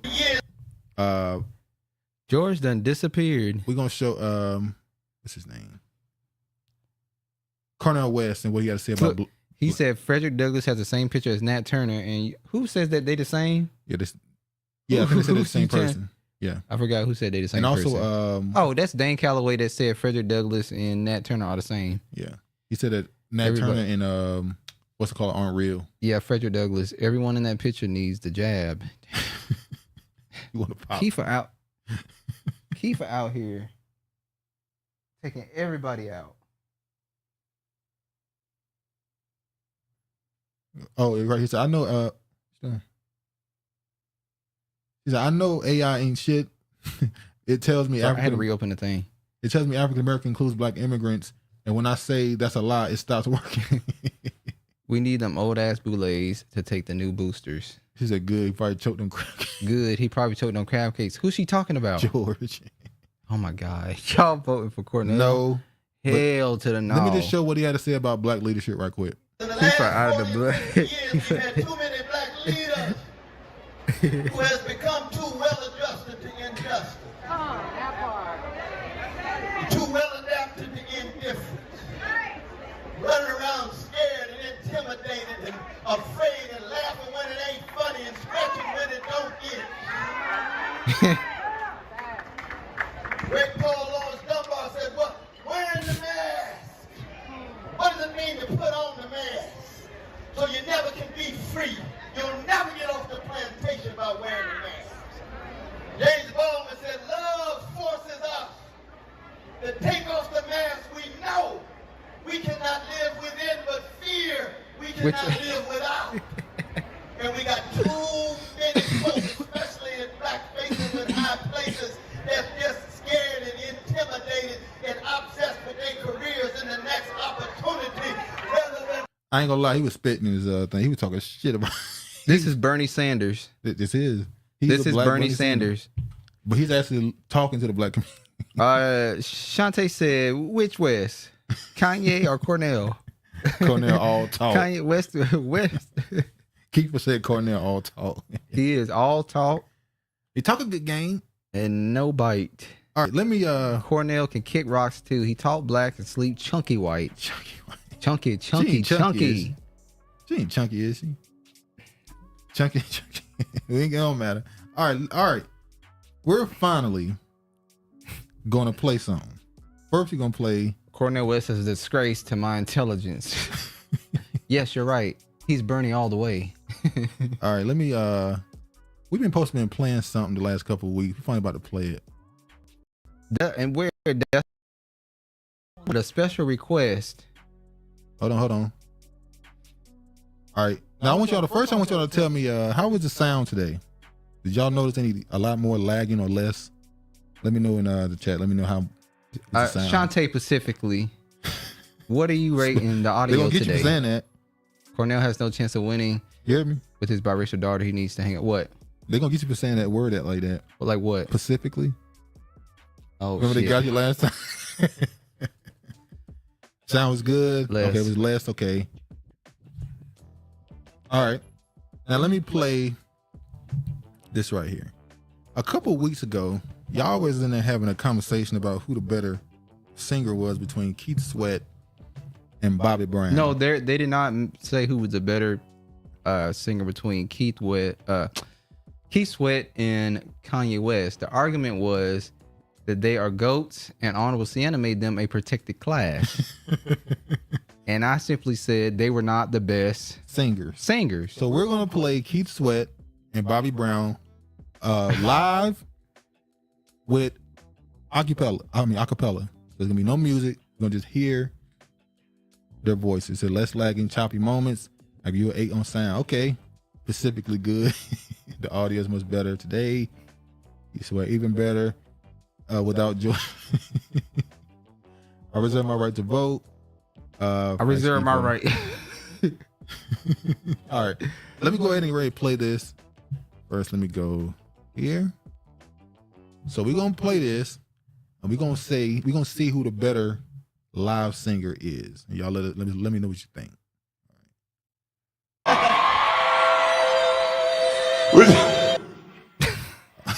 This is live. Oh, baby, yeah. This is Keith Sweat, Nobody. Now let me say this before we start.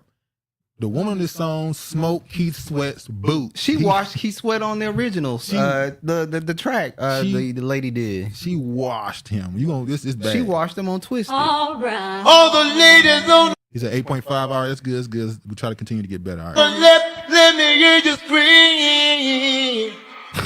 Oh yeah. Yes. All the ladies. This is Keith That's Sweat. Keith. On the Your right. fave. Let me hear you scream. Yeah. Like what's it called? You said that's Keith Sweat begging ass. Keith Sweat is better. I don't have to hear it. All right. Less. I wanna tell you. He's so nasal. And I wanna thank you. He sing with his tongue too. I wanna tell you, baby. Keith the legend. That I need you. Hey, no one say he was the legend. I see why you said that because you know what you hearing. She didn't say that boy sound good. Good and terrible. He a legend. We will leave him alone. All right. All right now. And I want your body. He sang out his nose. Yeah. To the very last round. That was not the topic. I want you to follow.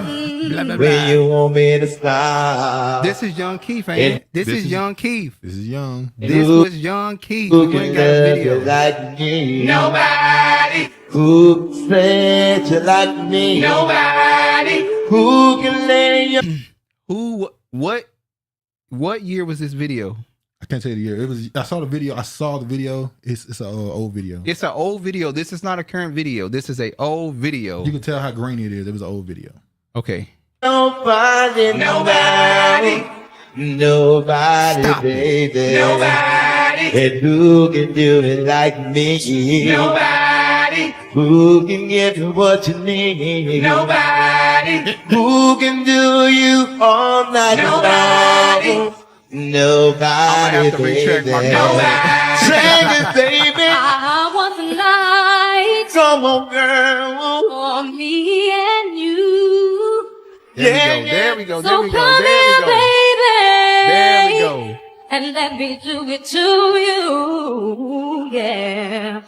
Don't be afraid. She kind of dropped that note, but we're gonna leave it alone. Don't be afraid, baby. 'Cause I won't bite. Yes, Keith is from Sweat Hotel. I promise to give. All right, so y'all heard Keith. That's a good part of his live performance. Now we're gonna play Bobby Brown. Now it was conflicting which one to play because one didn't sound as clear. So we got Roni and I think the other one was Rock Witcher. But we're gonna go with playing Roni. She sounds great. We're gonna play Roni. She sounds very good. We're gonna play Bobby Brown, Roni live. This is Bobby Brown now. Would I like everybody? Let's raise up out of your seats for me and put one hand up in the air and do it like this. My only heart.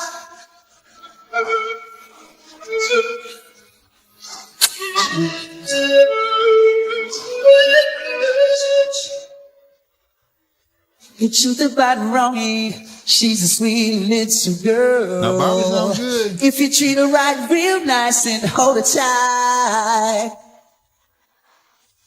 But only tenderonis can give the special love.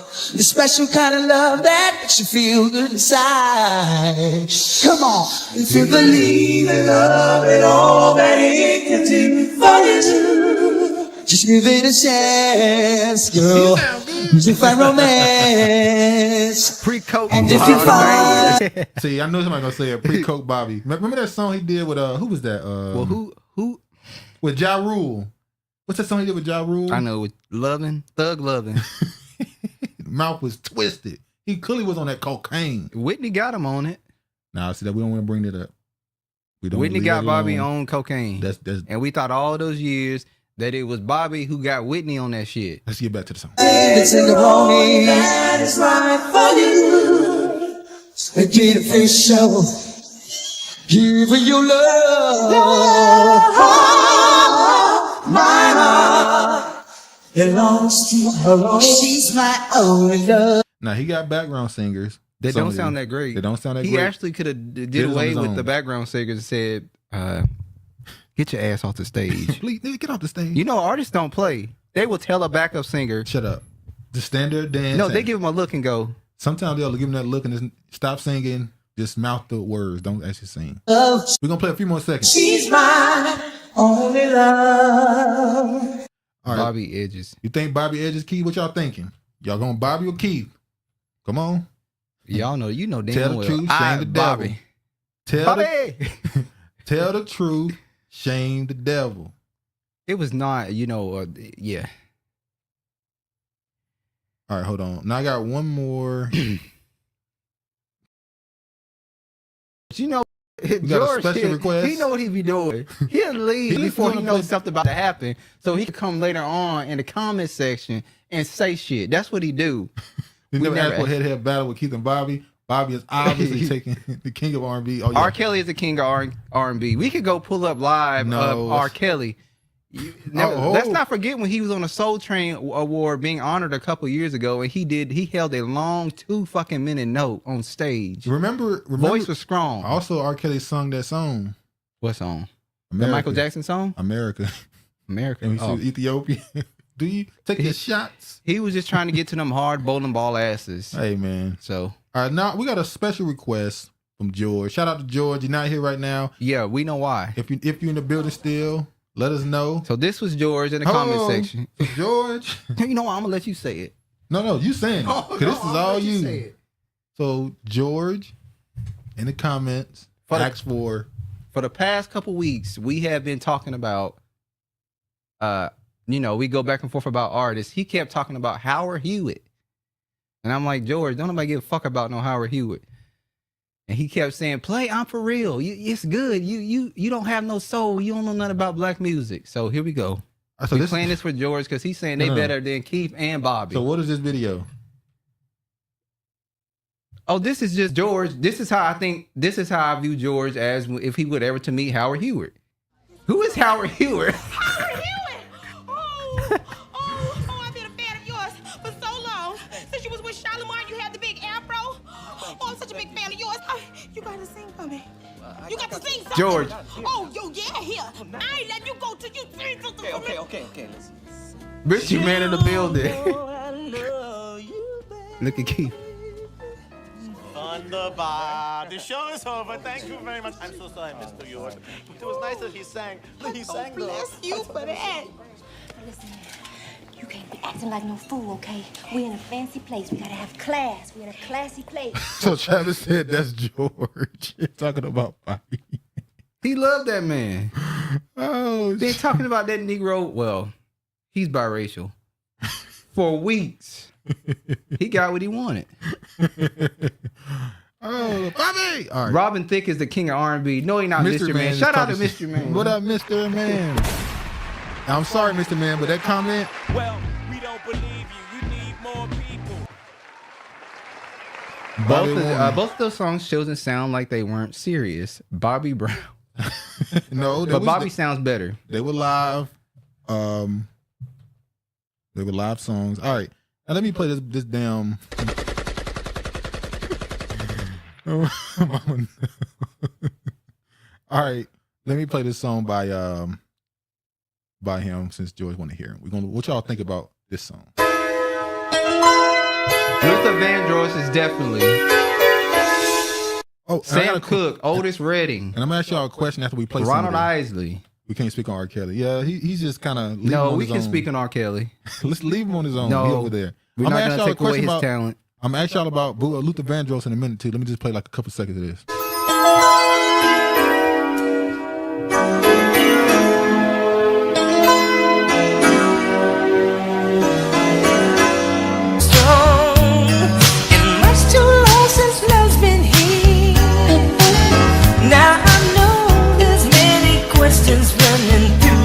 All right, Brandon, good to hear from you, man. Howard who? See you next week, hopefully. She said Howard. You're wondering, have you found your love this time? Have you found the one who cares, who will always be right there? I wrote this song just to ease your mind.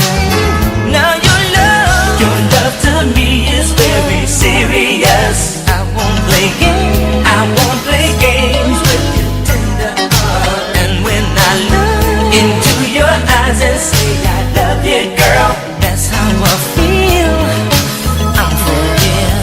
for real. Turn that shit off. Nobody want to hear that now shit. Now tell us what you think. What do you think about Howard Hewitt? I forgot he was in that movie Babs. I didn't forget he was in that movie Babs. Marvin Gaye is definitely one of the. He one of the king R&B. He's one of the king. It's a lot of kings. If we gotta leave R. Kelly alone, man, ain't nobody hitting Elder Bar's notes. Listen, if we gotta leave R. Kelly alone, we gotta leave Marvin Gaye alone too. Luther vocals are different. Was different. Yes, he was. Yes, his vocals are way different. You can keep Howard. You can keep.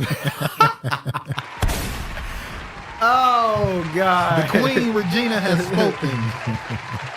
Now, this is the. I'm gonna ask one more question, and we're gonna get out of here. I want to ask y'all a question: Luther Vandross or Charlie Wilson? I'm definitely gonna go with Luther Vandross over Charlie Wilson. He said people ain't. Eastwood said people ain't feeling Howard Hewitt because R&B is dead. No, people ain't feeling Howard Hewitt because his voice doesn't sound soulful. You can hear the whiteness in it. Keeper said, I agree, keep Howard Hewitt. Mystery Man said Luther. Eastwood said Luther. Ain't nobody going for Charlie Wilson? My name is Charlie. Last name Wilson. I was wondering. Luther. Keeper says Luther. Luther, then Uncle Charlie now. All right. Oh, Luther then and Charlie Wilson now. Okay. Well, Luther dead, so yeah, it's Luther. Hands down, Luther. Charlie had a unique tone, 1 for 1. On Cole, seemed to be leaning toward Charlie. I say what you say the disrespectful thing that you plan on saying about Luther Vandross. What did I say? Oh, yeah, I didn't say about this. To say. There are people who say Luther Vandross. When you bring him up, they say, well, he was a great cover artist. Would Michael Jackson be considered a great singer or a great entertainer? For me, he's a great entertainer. He's not a great singer. I'm thinking you're disrespecting his voice too. But back to what I was saying, because you asked me, I'm going to make sure I say what I said. People say Luther Vandross was a great cover artist. He did a lot of covers. I didn't say that. That's what people, the R&B Nazis, that's what they say about him. Well, the cookout you played Before I Let You Go, you played Return of the Mac. That is a tether, but it get played. Yeah. Some people still bump to R. Kelly at cookouts. Sorry. They have not thrown him away or canceled him. Rick James is underrated. Oh, you do honorable say no sound. Luther says Luther gets because he was seen to penis and we never was with him with a black man. Damn, that's that man. That was white penis. Oh shit. Damn, that's true. She's no sound. Who's RJ? That's a Jackson, right? Rodney Jackson? I don't know. Fire and Desire. You know what? I'm fucking. That white woman ain't all that. What's her name? Oh, the woman with Rick James? Yeah. I know you're talking What's about. the white woman name that was with that song Fire and Desire? That Negroes be falling over heels in love with her? Heels for her. Yes, they do. They don't. But yeah, that's it. This concludes everything. Michigan said, wait, Charlie, because Luther was light in the loafers. Like the loafers. Tina Marie. There we go. Tina Reid. There we go. See who the first group that popped up with the name. Shit. Y'all gotta, the fucking Negroes in the comment section. The male Negroes in the comment section. Charlie and Luther toss up. Tina Don't Marie do Tina. Look at Shantae. Don't do Tina like that. Which Tina? Tina Turner or Tina Marie? Tina had vocals. That white girl can sing. She didn't really have vocals. She just sounded good for a white woman, and because she sounded good for a white woman, she sounded very good to y'all. Eastwood says again, R&B is dead. It's hard to find. I won't say it's dead. It's who's it's on life for me? support. Who TM? Tina Marie. Tina Marie. Oh, Tina Marie over Tina Turner? No. Wow, brilliantly flawed. Wow, that's crazy. These youngest disrespected classics. that's crazy. I thought it was gonna be TT. Re-listen to Tina Turner. He's saying go re-listen. He said go listen. Go listen. No, again, I ain't doing no re-listening. Young blood. Go listen I'm not again. corrupting my ears. With the sound of whiteness. He was best with Shalimar. That's why y'all be out here falling for them pink toes. Yeah, I saw that. Apparently he had a falling out with somebody when he told them that they ain't gonna be shit if they leave Shalimar. Time Tina hollered on key like Beyonce, no BS. Teddy Pendergrass. Oh, you said she can't sing? Hold on, she said she can't sing? She hollered on key? Oh, she said Beyonce can't sing. Maybe I'm wrong. If I misrepresented what you said, let me know. Tina effing Alpha. Wow. All right, yeah. I'm disappointed in y'all. Howard Hewitt is foundation for R&B, and Soul Shalimar was the shit. Michael was the entertainer. That is correct. That's true. Honorable. All right, no, Tina Marie and Tina Turner had different tones. Can't compare. Oh, now they don't want to compare. No, don't That means y'all split. That means you split. You that means that they really want to say, pack Tina the fuck up and let Tina Marie come to the cookout. That's what y'all saying. When you start saying we can't compare, that means you really split on it. But anyway, we're going to let y'all live with that. Yeah, Tina and Bay holler on key, not same. Oh, wow. Shit. You may be lucky we ain't big enough because the bars be after your ass. She's going to say, relax. It's only 3 people in here. Oh, man. All right, y'all. We about to get out of here. Thank y'all for spending y'all Saturday afternoon with us. Well, some of y'all, it's nighttime. You forget that most people, some of these people are on the East Coast. It's 5 o'clock. I don't know how long we've been live. So we appreciate it. Really appreciate the support. Hold on. What he say? He said we need what? You forgot. He said we need R&B re-education. DeSantis got some of y'all fucked up. LOL. Agreed, Kiefer. Spread love, y'all. All Yeah, right, spread man. love, Really, positivity. Thank y'all for coming in, spending your time with us. Hopefully you enjoyed the conversation. Hopefully you could actually look at the damn video this time. It wasn't lagging all over the place. It wasn't really, botched. Really sorry for the last 2 weeks. It's been really bad. Hopefully it's better this week. Shantae said, I'm not reading that because he's not going to have anything to say about me. Read it in the comment section. Peace.